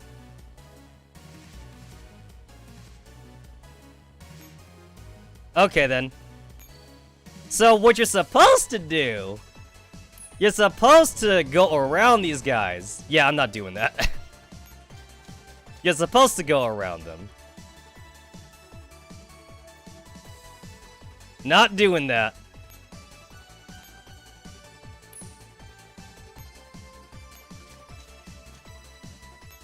Not doing that. Oh, wait a minute. Wait a minute. I forgot there's that dude up there. Pretty sure if you do something up there, those dudes go away or something. ... Oh, looks like we meet again. Don't mind me, Miss Stella. I got a mission of my own now. But since you come all this way, why don't you show your little Easter egg? I just found a rift in this world. Perhaps you might obtain something new from it. As for how to open this rift, try using alcohol to open up the other party's chatterbox. Good luck, everyone. We will meet again. Try locating all the drunk enemies in the normal difficulty version of Pioneer and Fear of Public Speaking, and who knows, you might discover something new.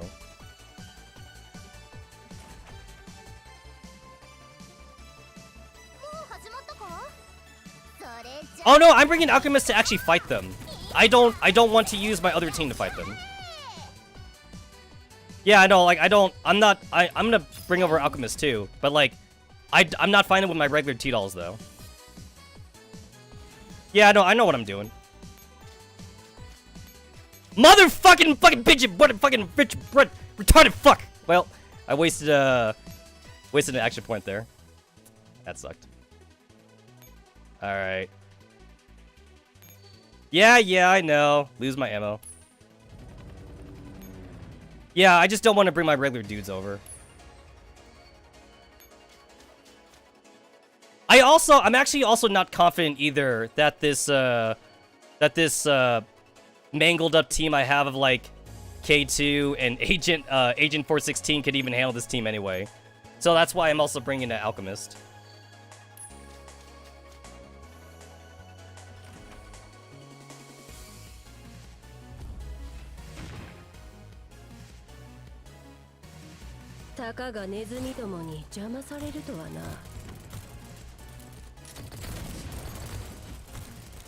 Oh,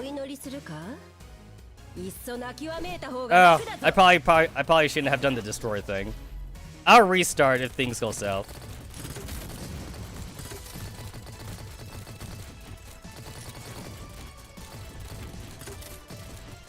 There we go. Good enough.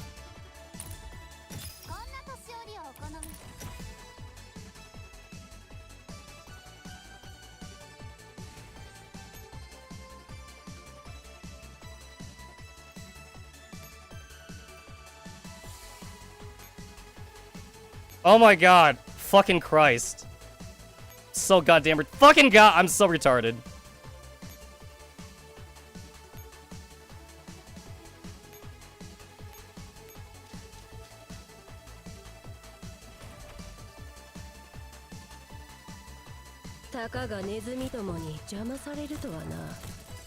Man, I barely remember like how I did this the first time. I was like still missing like half the T-dolls in the roster the first time the Valhalla event happened.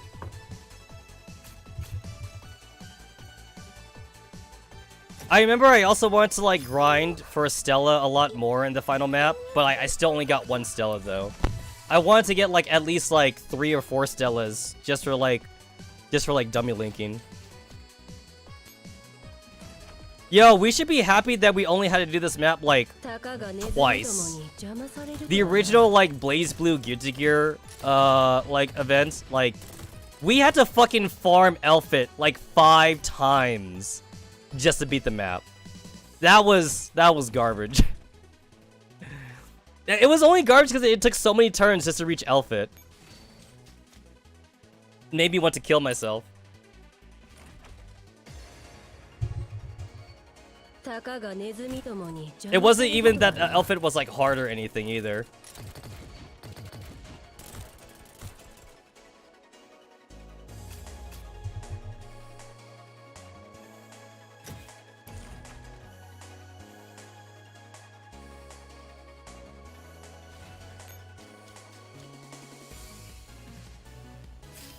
Every time I had to do a map that's like longer than 3 turns, it makes me want to fucking slit my own wrist. I can't stand any map that takes longer than 3 turns to beat now. Especially if I had to redo them again.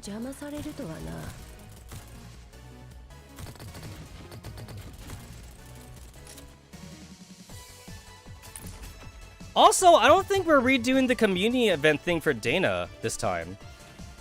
I haven't noticed anything on the Twitter or the Facebook.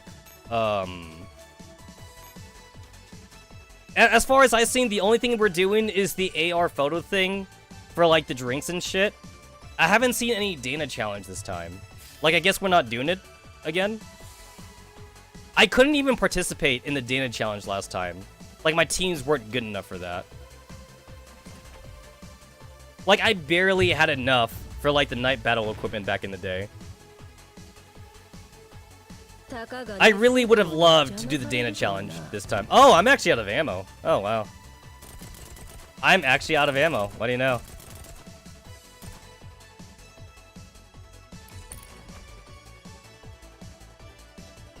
Ah, was not paying attention.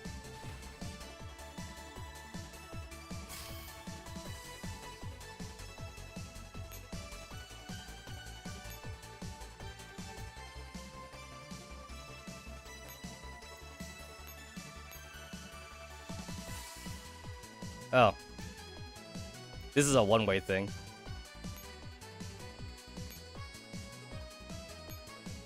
Fuck! Okay. Hit select. There we go.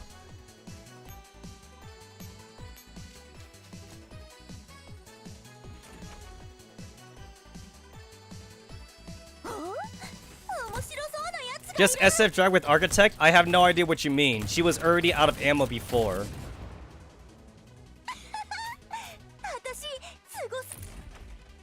I mean, I can't do that now. I was already in the fight.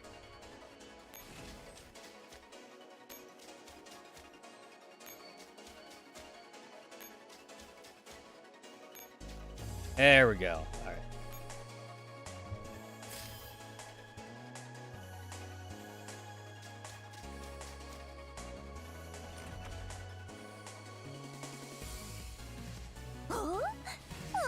Did Alchemist even get into that many fights? It didn't even seem like she got into that many fights. Yeah, she ran out of ammo somehow. Yeah, I usually don't pay attention to people's ammo and rations crap.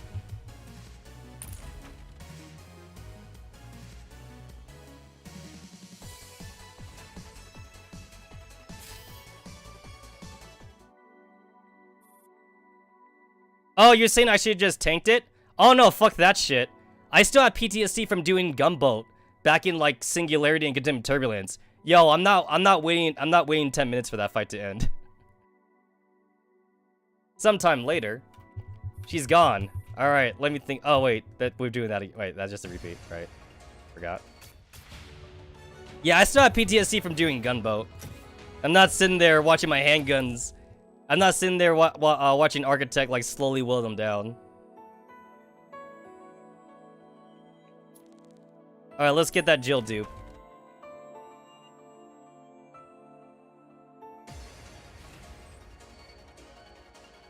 Yeah, nope, not gonna happen. Not gonna happen.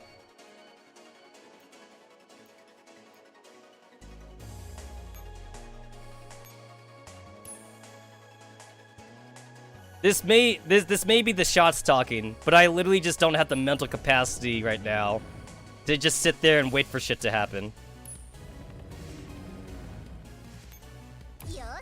Oh my god, did this actually count? Holy shit, yes! I don't gotta do that whole bullshit again. Oh, thank god. Thank god for the infinity. Thank god for the infinity farming.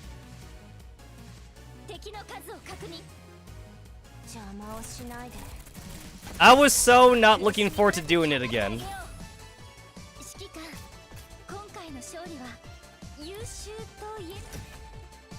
You know what? I remember all the PTSD people were having about trying to farm like Contempt Turbulence and shit back in the day, when there was no such thing as like infinity farming. And like some farms were not very AFK friendly. Like you had to actively farm the map, and not everyone wants to do that. At least this is more AFK friendly. Nobody wants to actively farm.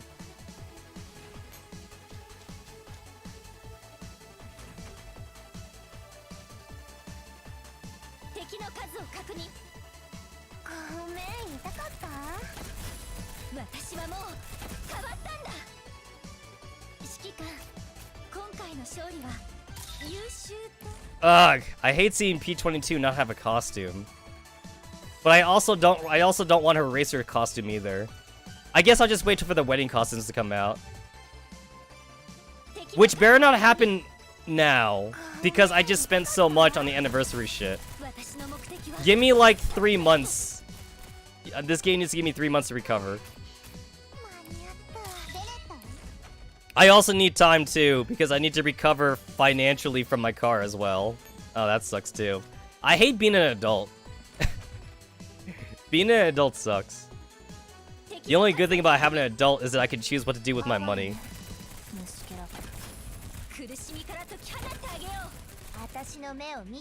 Responsibilities!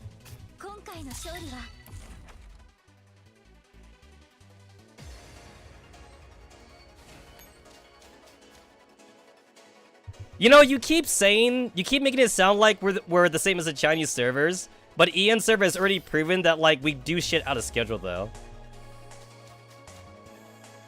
Oh, wait, what? Oh! Oh, shit, that's weird. Oh, shit. That one. That's weird. There we go. Yeah, at this point, I don't trust EN server to do anything on schedule anymore.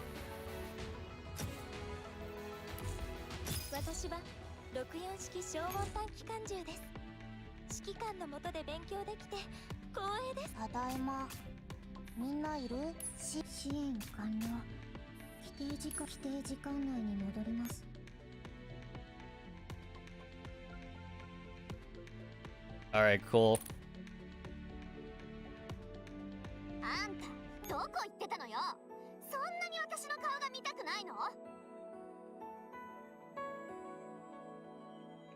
Oh yeah. Okay, I think this is that thing where like I gotta restart. Yeah, this is that thing I gotta restart for.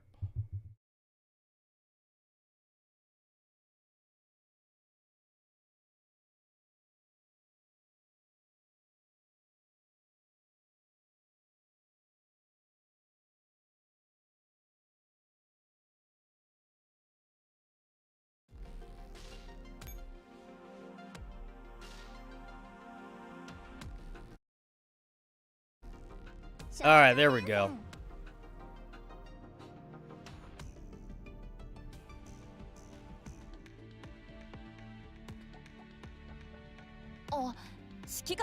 Alright, and then also, like, you're supposed to read the mails as you get them, but I prefer to read these mails all together. Dear Lucky Chosen Sweetheart, greetings from the Southern Hemisphere. I'm Dorothy Hayes, the charismatic premier of Griffin City. As you can see, I'm also cute beyond compare. Now, on behalf of all of our citizens, I hereby invite you to visit Griffin City. Aha! I can almost hear your elated cheer. Save it for later, sweetie, for you will find yourself screaming in excitement a lot more in Griffin City. Between you and me, I even prepared a handshake and ticket with Kira Miki for you. You're concerned about the sand rain and the security at Griffin City? Ah, rest assured, for we have already started dealing with the sand rain problem. All we need is a little bit of time. As for your safety, there's no need to worry at all. The fierce and loyal White Knight will guard you while the cute Premier me keeps you company. Surely, we can't say no to such a perfect VIP treatment. It's all settled then. I await your arrival in Griffin City with great anticipation. Don't let me down. Attached, please find a kiss in the cutest Premier in the world. Thanks for the tokens, bitch. Oh, cool. They changed the icon for the electronic impulse. This used to be like a generic icon when it first came out.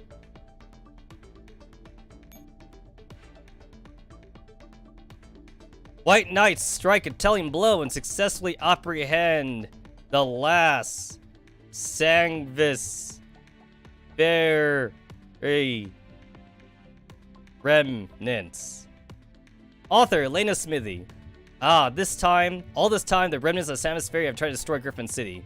Ever since taking office, Prime Minister Dorothy has devoted her efforts to ending the menace. And 10 minutes before our submission deadline, we have learned that decisive progress has been made towards this goal.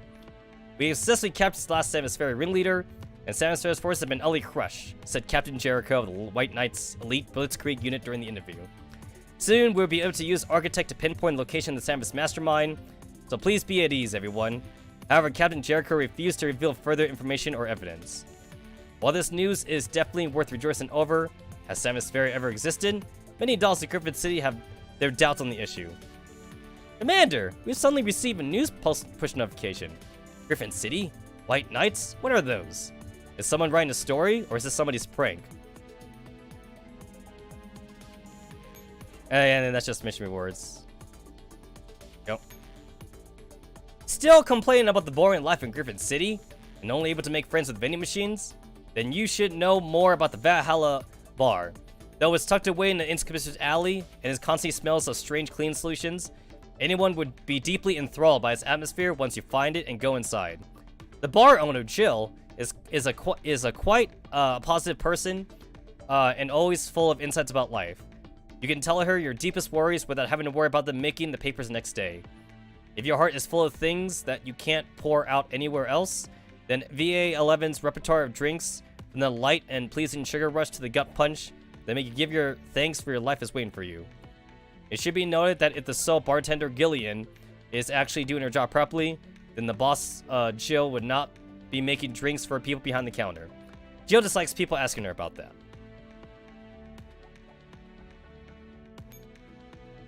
After several demonstrations of furious citizens, Prime Minister Dorothy suddenly decides to give an interview regarding the abnormal sand rains.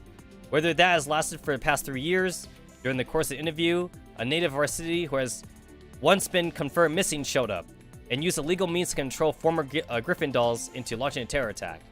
The Prime Minister Dorothy fled into the Zaibutsu Corporation building, and the exact number of casualties is still being tallied. The native who caused this public disorder has been confirmed as Stella Hoshi, once the wealthiest resident in Griffin City, but we are currently unable to determine what she actually employed the legendary copper virus in her actions.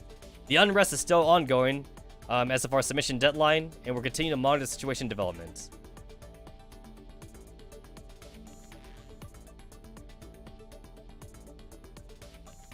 Okay, I guess I'll just do collect all. I was kind of like waiting on that. There we go. Where's my Japanese voices? Where's my fucking Weeable voices? I mean, I say that, but they didn't even give Agent Vector and Agent 416 voices. Alright, I finally got that dupe of Jill that I've always wanted.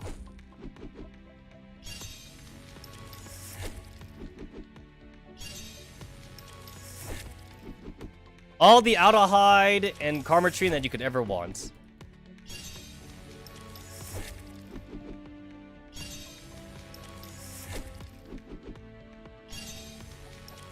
Oh my god, I still hate that I can't skip through these.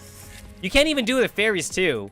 It's like, bitch, I already have all the fairies, and the game still makes me watch the fairy animation. The unrest has spread throughout the city, and we humbly urge all citizens to take care of stepping outside, and to prepare for anything regardless if one is indoors or outdoors. Commander, this is the 4th piece of weird news we received today, and we can't find the sender at all. Who could have sent it? In any case, I've contacted 16 Lab and asked them to look into this matter as per your orders. I'm sure we'll get the results soon. The disturbance from earlier today is still ongoing. However, according to the latest news from our reporters, the White Knight, Captain Jericho, has been successfully rescued. With Grand Slam superstar Dana Zane and the long-missing hacker Almas taking part in the rescue. Captain Jericho is currently organizing a counterattack against the Berserk White Knight mechs, and the chaotic situation is swiftly coming under control. Citizens on the scene have also reported witnessing Prime Minister Dorothy and Stella Hershey, formerly the wealthiest native of the city, return to the square under the protection of the White Knights to give a speech. I've decided to follow Prime Minister Dorothy for life, and I won't miss a single piece of Prime Minister Dorothy's merchandise. Her autographs are the handshake vouchers, said a citizen bodyguard who saw Prime Minister Dorothy at the scene. The White Knight Rebellion has gradually calmed down, but the official statement on the matter is quite surprising.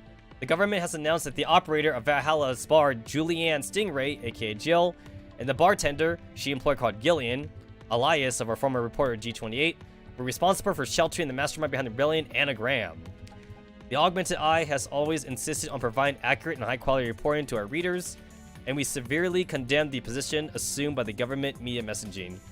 In addition, G28 has already resigned from our paper, and the Augmented Eye takes no responsibility for actions or statements. Y'all know what's going on already. There's so many people there and everyone saw it. If you want to ignore the facts, then go right ahead, Chief Editor. I know that the reviews are all underpaid and overworked interns. If this paragraph isn't cut, then that means my gamble paid off. The article is signed with a handwritten capital K. Hoshi is now standing side by side with Prime Minister Dorothy. Is what they call the end of the world going to be a doomsday in the traditional sense, like hurricanes, snowstorms, torrential rains, floods, or even asteroid impacts? Or is there some other hidden meaning to it? When interviewed, Griffin C. Rissen's MP5 said, "It's not like there's anything to be scared about. It's only the end of the world. Only the natives with one life should be worried." Another citizen Viking added. Cool. Yeah, alright.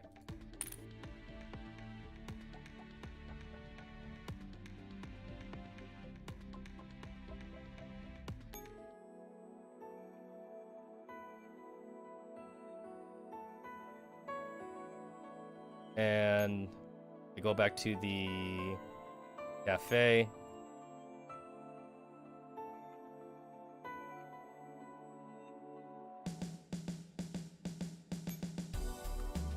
All right, good old ah shit, I'm drinking more. I'm drinking more. Wake up. Hey, wake up. The hug didn't happen. Ugh, what? Where is this place? Looks like you really got smashed yourself. This is your workplace, bartender. Oh. Enjoy the present day and the present. Damn it.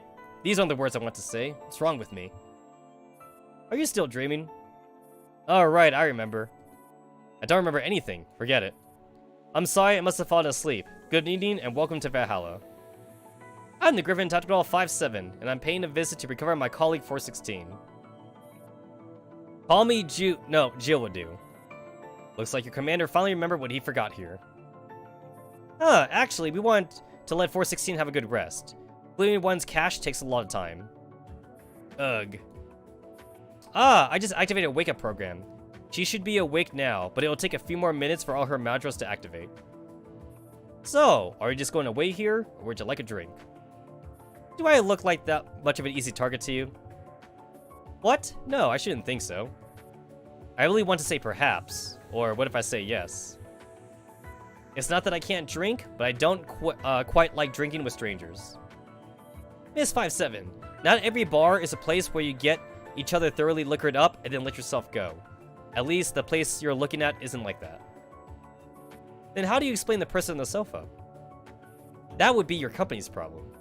Many customers who come here don't even touch a drop of alcohol. They just want a place to pay their money to talk. Alright, although you don't look too reliable, you don't look like a bad person either. I don't look like a bad person, says a handgun-toting customer to me. I like a moonblast. Not going for something non-alcoholic? No, since I know you now, this is what I want. Alright, no problem. Let's give Miss 57 a moonblast. I don't think she dislikes me. Alrighty. Fuck my ass. Alright, add another Combertrine to the board. Dorothy is completely covered up now. Alright, I'll drink to Girls Frontline 2, even though at this point, it looks like that shit ain't gonna happen. Yo, if they end up canceling Girls Frontline 2, man. They've already canceled one game. Alright, to Girls Frontline 2 actually being a thing. Even though we already got the demo, it wouldn't be the first time a game got a demo and still got canceled. Especially with all the weird China stuff going on right now. Alright, Moonblast. Let's see if I remember. Moonblast is a sour drink. Damn it. Alright, it's a bubbly drink? Damn it, it's a sweet drink? Ah, shit, that was my original hunch. 1, 2, 3, 4, 5, 6. 1, 1, 1, 2, on the rocks, and blended. Coolio. I could do it if I like put my mind to it. One Moonblast. Help yourself, Miss 57. What do you think? Hey, it's surprisingly good. It doesn't quite feel like the alcohol I've had before. It definitely tastes more like a non-alcoholic beverage. What have you drank before, Miss 57? Some dry red wines. My team leader likes that stuff and pretending to be a high class while drinking it. I think you're just not used to the taste. There's a reason why it was passed down through the ages. So as you can see, this is the job of us bartenders. If all you wanted was alcohol, you wouldn't need to come to a place like this. You could just stay at home and drink out of cans. Do you like drinking, Miss Jill? I'd fall into the latter group. So, you mix drinks as part of your job and then go home to drink canned beer? It's just like how a programmer might want someone else to fix their computer, or how an Italian chef would still go to a Mexican restaurant to eat a taco, right? The job I do doesn't necessarily allow me to solve every single problem in its field. It's just a job. Jill's not wrong, to be fair. That's quite interesting, but I know quite a few of my colleagues who think that way too. You don't look like that sort of doll, though. I only want to do sufficiently well within my field and not have anyone else interfere with me. You also have a will of your own, right? I don't know. I was manufactured. Should I not live up to my maker's expectations? If everyone thought like that, then there wouldn't be any disobedient kids in the world. Society progresses because there's always someone who refuses to follow the rules, no? Heh, you sound like you're saying that the next step for us should be world domination. In another dimension? Who knows? Ugh, 5-7. Wah! You, don't scare me from behind like that. I like how they went for a damage art for 416. Although, like, I probably, if I was doing it, I probably would have gone for, like, 416's regular art and just add, like, a blush to it. That probably would have been a little bit more better. Jeez, are you awake now? How do you feel? I'm alright. I dreamt that someone stuffed earth into my head. Although that earth was only the size of a ping pong ball. Do you have any drinks here to wake people up? Give her a glass. We'll go to the restroom to change her clothes. Fortunately, the commander had me bring a spare set. No problem, head this way. Let's make 416 a submarine drink. Alright. Another Carbotrine. Adding another Carbotrine to the mix. Alright. I think I remember this. Oh shit, no, I actually poured too much in my shot glass. I like filled it all the way up. Alright. This shot goes to good old 5-7. The original Hoxie. The original Hoxie meme, 5-7.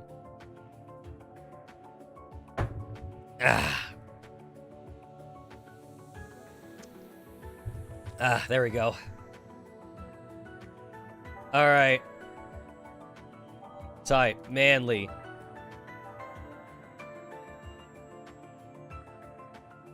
Yeah, like that. That.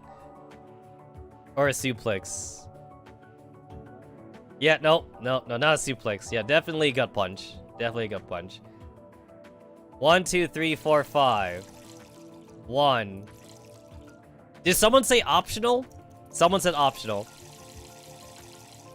Man, with this much Carbotrine in it, you'd expect 416 to go into another coma. Wait, a submarine drink. Wait a minute.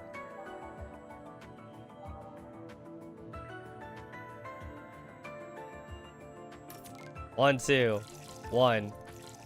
Oh, the Carbotrine.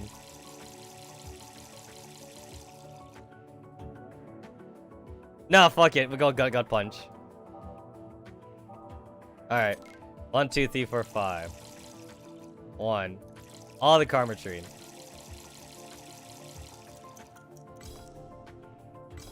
Yeah, let's do that.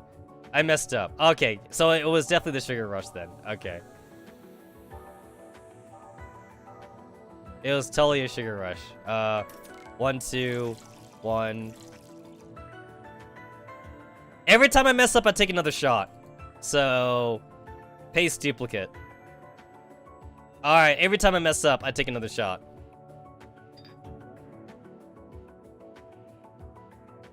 My bottle's almost empty. This next shot goes to Jill, our lovely bartender. Okay. 1, 2, 1. Okay. That means like there's one that's made for Sovereign. I messed up again, which means we had to add another one.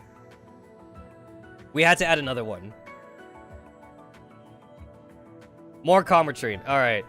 This next shot goes to M16 and her Jack Daniels addiction.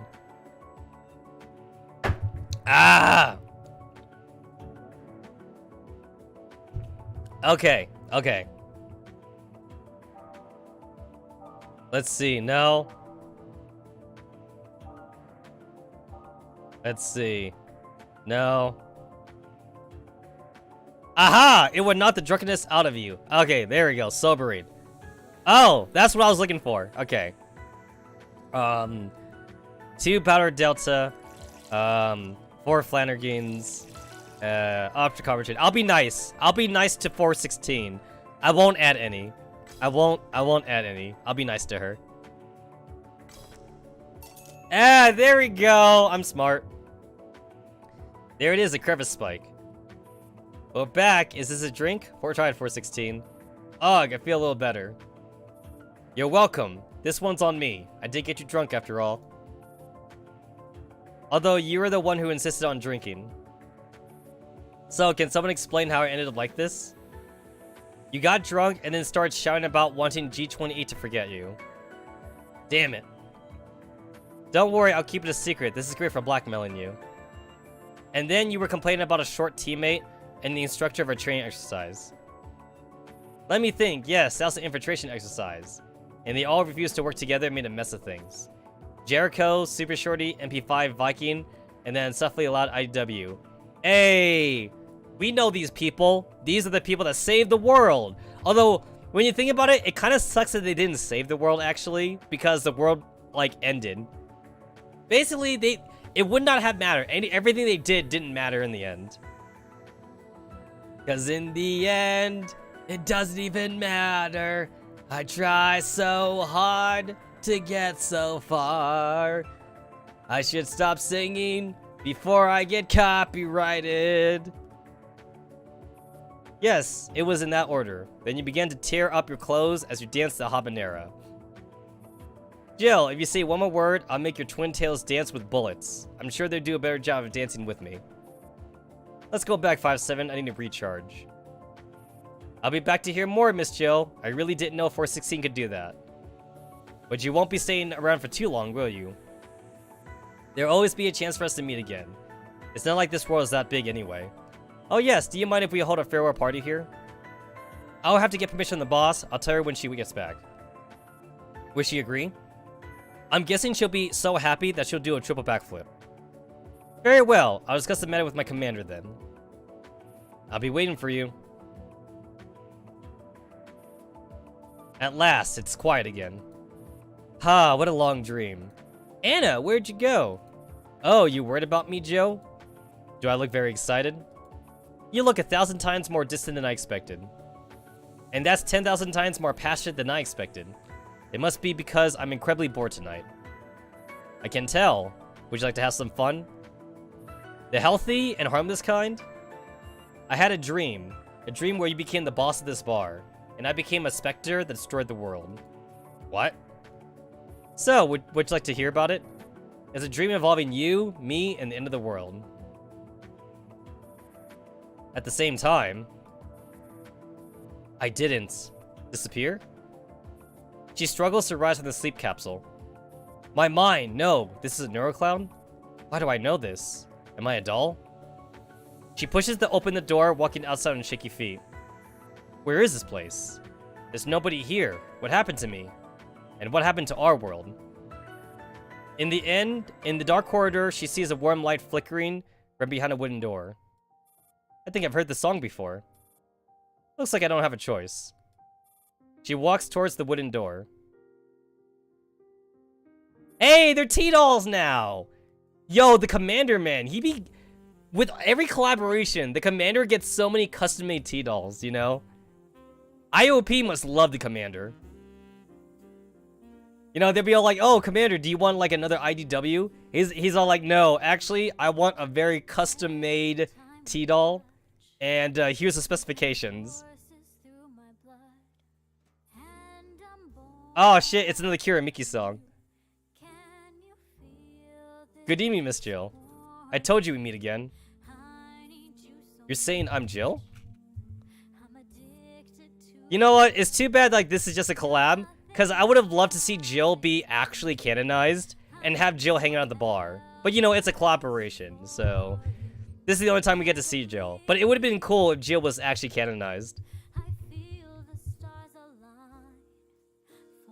To be fair, we did get another IDW from this event though. Or rather, we got like an IDW from the 416 world.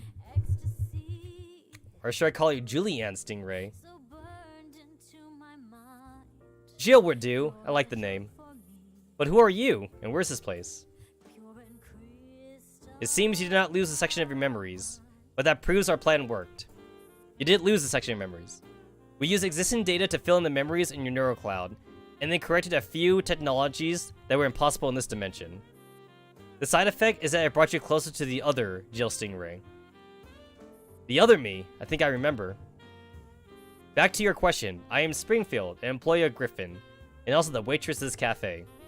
Welcome to Griffin PMC's base, Miss Jill. Is this reality? Doesn't matter. Perhaps it's just another dream, or perhaps another fake story.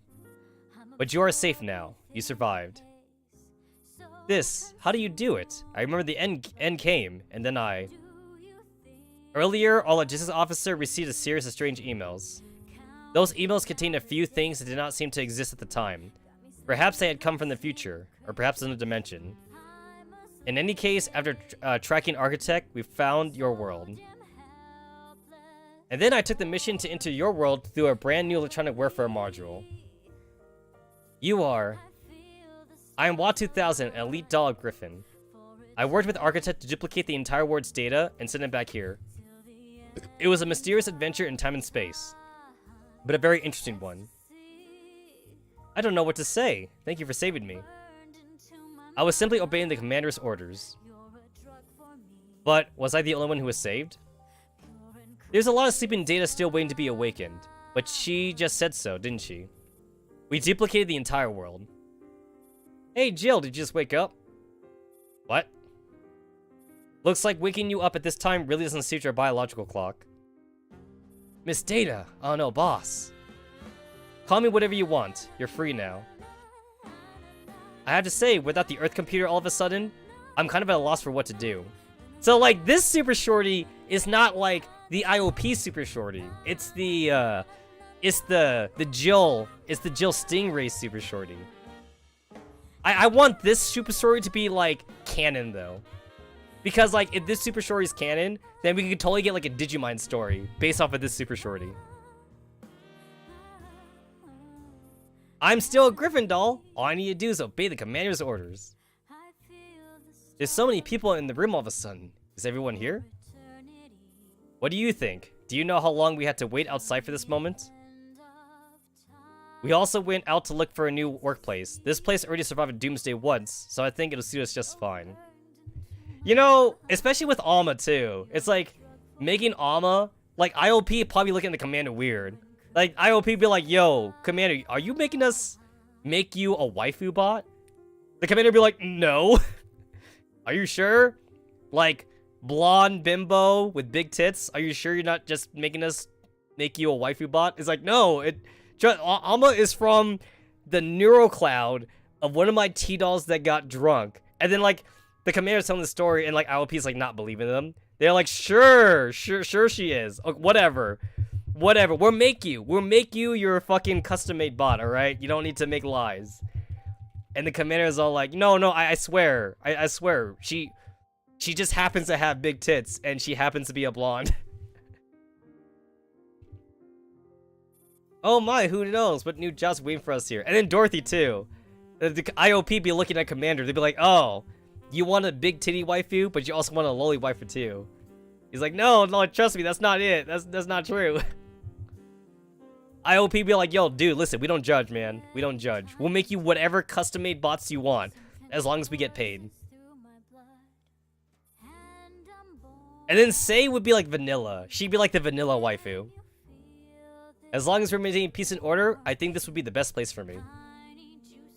Alright, it looks like even I'm going to have to set foot on the battlefield someday. Don't worry too much, Jill. Although SF's the enemy again, we're trying to communicate with them this time. Oh, you know, Stella's not wrong, because the SF capture is a thing. So, like, now, like, they're gonna be friends with the SF. Javier passes the bong. But Tetsa, you're gonna have MP5. Why, Dorothy? Ah, but that's the thing, though. You see, T-dolls look human, while Liliums still look kind of like robotic, though. So, basically, it's the fetish. Because with Liliums, you get the joints. You get, like, the doll joints and shit.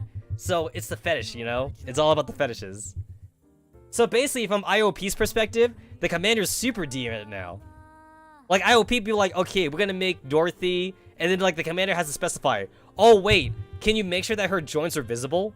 And then the IOPs are like, wait, what? The commanders are like, yeah, make sure that, like, for Dorothy, I want her joints to be visible.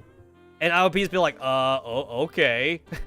Whatever floats your boat, Commander. Boss, Jill! I'll make sure to protect you. Thank you. I don't know what to say. Everything in front of me is also strange. It was a gamble. Fortunately, it paid off. You were all awakened as dolls, except for one of you. Oh, it's Anagram! Anagram. She became a cute little fairy. Jill. That's this voice. Hi, good evening. Anna. You've gotten cuter. My image in that world was influenced by Naito, a dangerous enemy in the reality. So I could only be recreated in this form. I don't think it's too bad. While it's not as handy as being completely made out of nanomachines, at least I have a real body now, and I can freely run around outdoors. Freedom always has a price. At least we don't need to worry about Chu suddenly vanishing anymore. Alright, everyone's here. You know what? Like, that's the thing, too. It's like, Dorothy legit is a sex doll. So, like, Commander would be asking IRP to make him a sex doll. And the IRP would be like, Commander, don't you already have a lot of those? And Commander's like, no, I swear. She's not for me. Now we just need some kind of proof that we can use as a report to the Commander. What kind of proof? The oldest kind. Oh, I love this picture. I fucking love it. Dorothy, are we really going to make these hand signs? Yes. Yes. You see, guys, this is why you want Dorothy. The joints, man. It's all about the joints. I'm telling you, man. That's hot. I'm telling you, that's hot. You got IDW making a cat face. Say and Stella were already like fucking Yuri bait in the original game, so this is just more Yuri bait right here. And then you got like Valhalla girls over here too. You know, it's funny because like you always see Jill for one side, so you always forget that Jill actually has twin tails. Because Jill looks like she has a ponytail, because you always look at her from one side. We're praying for love, peace, and a brand new day, so this is obviously essential. Can you please take your arms and booze off my neck, G28? This is my compensation for what Boss Jill owes you. So, I'm standing right in the center? Is this really alright? Think about it, if someone of your size stood anywhere else, we'd only be able to see your cat ears and tail. Why am I in the picture too? All I did was fire a few bullets and send a few social media photos. Those are your previous clients, my orders. But seriously, are we really going to do this pose, Say? I always wanted to try it. Besides, nobody remembered us before in this world. Say is all like, yes, Stella, you're my waifu. Of course we have to make this pose. But they remember us soon enough. I can't wait to take on new opponents, whether on the battlefield or in wrestling. Are you ready? Jill, do you guys want to say pickles, or should I just press the shutter? Let me think. We have all the time in the world after all. Our commander's in a rush though. Guess who's the busiest person in the base now that 10 new people suddenly appeared overnight? That's not a problem I had to be concerned about. Got it. Kachak. Ah, such a great picture. What did you do, Anna? I took a picture of your high and mighty puffed up face.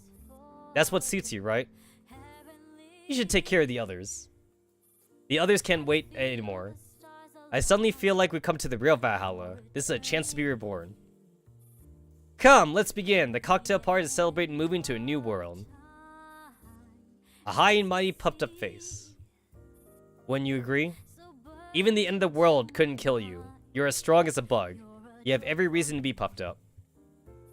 I'm not that strong. No matter what choices I make, I can never decide my own fate. Isn't that where the joy lies? Living on isn't your obligation, but a decision. As long as you make your decision, you're always running into some way to turn things around. They show up along with danger. Anna, that definitely won't be the last time, and I'll never get used to it. Will you be afraid? Not tonight, Anna. I'm gonna cherish this night.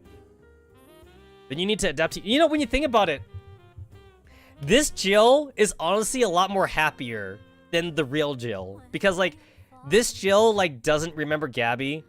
This Jill, like, doesn't really remember, like, her exes or anything like that. And then this Jill, like, gets to live as a T-doll, like, in the commander base and stuff. And, like, this Jill also, like, doesn't have to worry about, like, trying to pay, like, the bills for her apartment or anything, you know, like, she's surrounded by, like, other T-dolls and stuff. And then the commander oaths her or whatever like that, you know? Like, when you think about this Jill is, like, way happier than the original Jill is. I mean, to be fair, there's still Nirvana to play for the sequel, but we don't have Nirvana yet, though.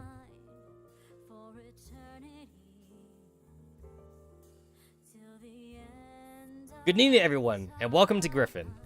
Time to mix drinks and change lives. Yo, this is why I want her to be canon, man. If she was canon, she could be in the cafe with Springfield. Let's enjoy the present day and the present time. Girls Frontline Valhalla End. Yay! Actually, though, guys, for endings, I think I still prefer Gunslinger Girls, actually. I think the Gunslinger Girls ending was really good. I still think Valhalla has, like, the better story, but I think Gunslinger Girls was actually still better.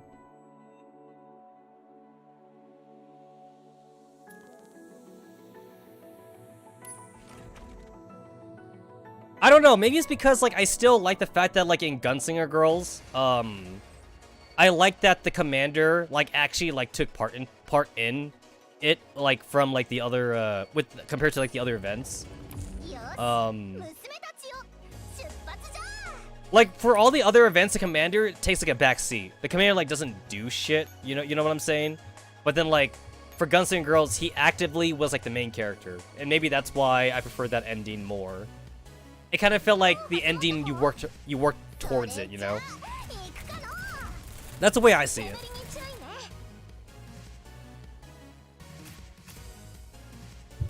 But this was overall though. This is a better story. This is the best. This is the best collab story that we've ever gotten.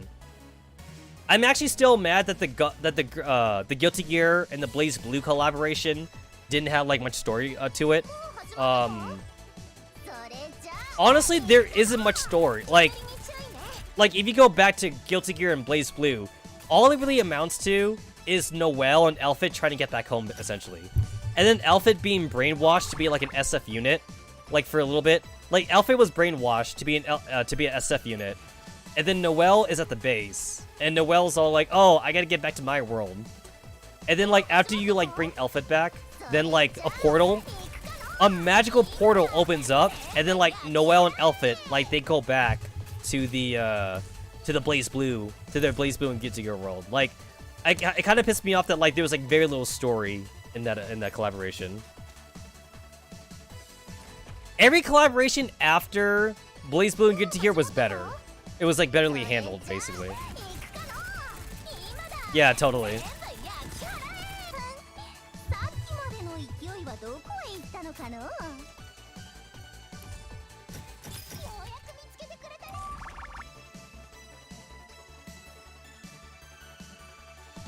Mika should ask Kinoko Nasu and make a Fate crossover. Yo, that'd be kind of cool though. I'd be down for a Fate crossover. That'd be really cool.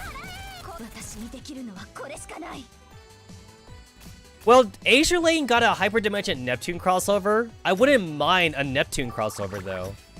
I would love to see like what kind of guns they would be. I feel that Neptune would be a handgun, and then like maybe like Neptune would be a handgun. I feel like Neptune has to be a buffer. Neptune would be a handgun, and then like Noir. I feel like Noir would be an assault rifle. I don't know why. I don't know why, but like that's what I'm thinking in my head. Noir is an assault rifle. Neptune, I feel, has to be a buffer.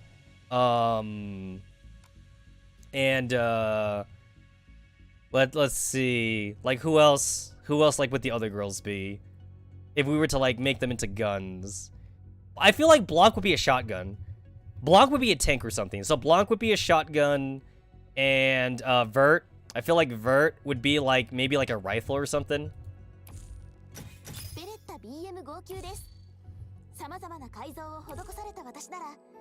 I feel like Idea Factory would definitely like be all over that.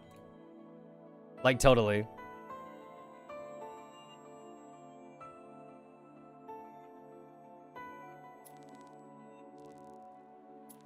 Yeah, I think I need to like restart again.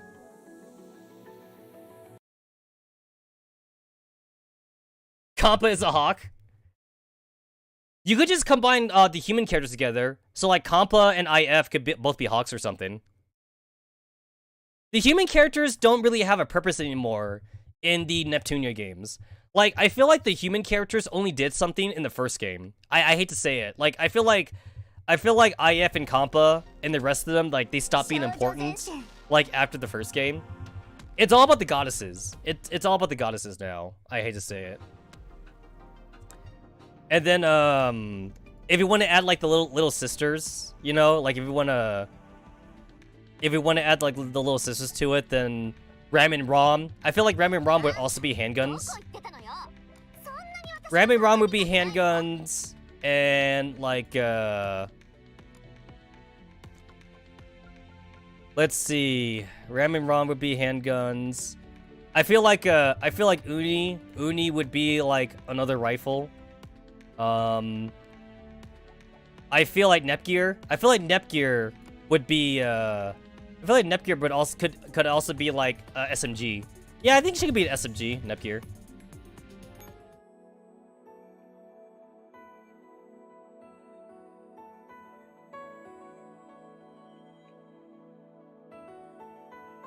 Ram and Rom SMG, you think?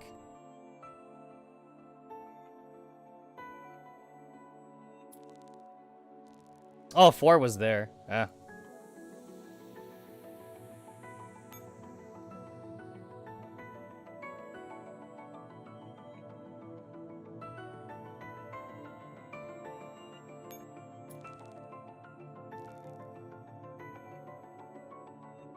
I have like these 100 intel points, and like, I know they were missing a cutscene for Valhalla, but the thing is that like, I can't go on anymore.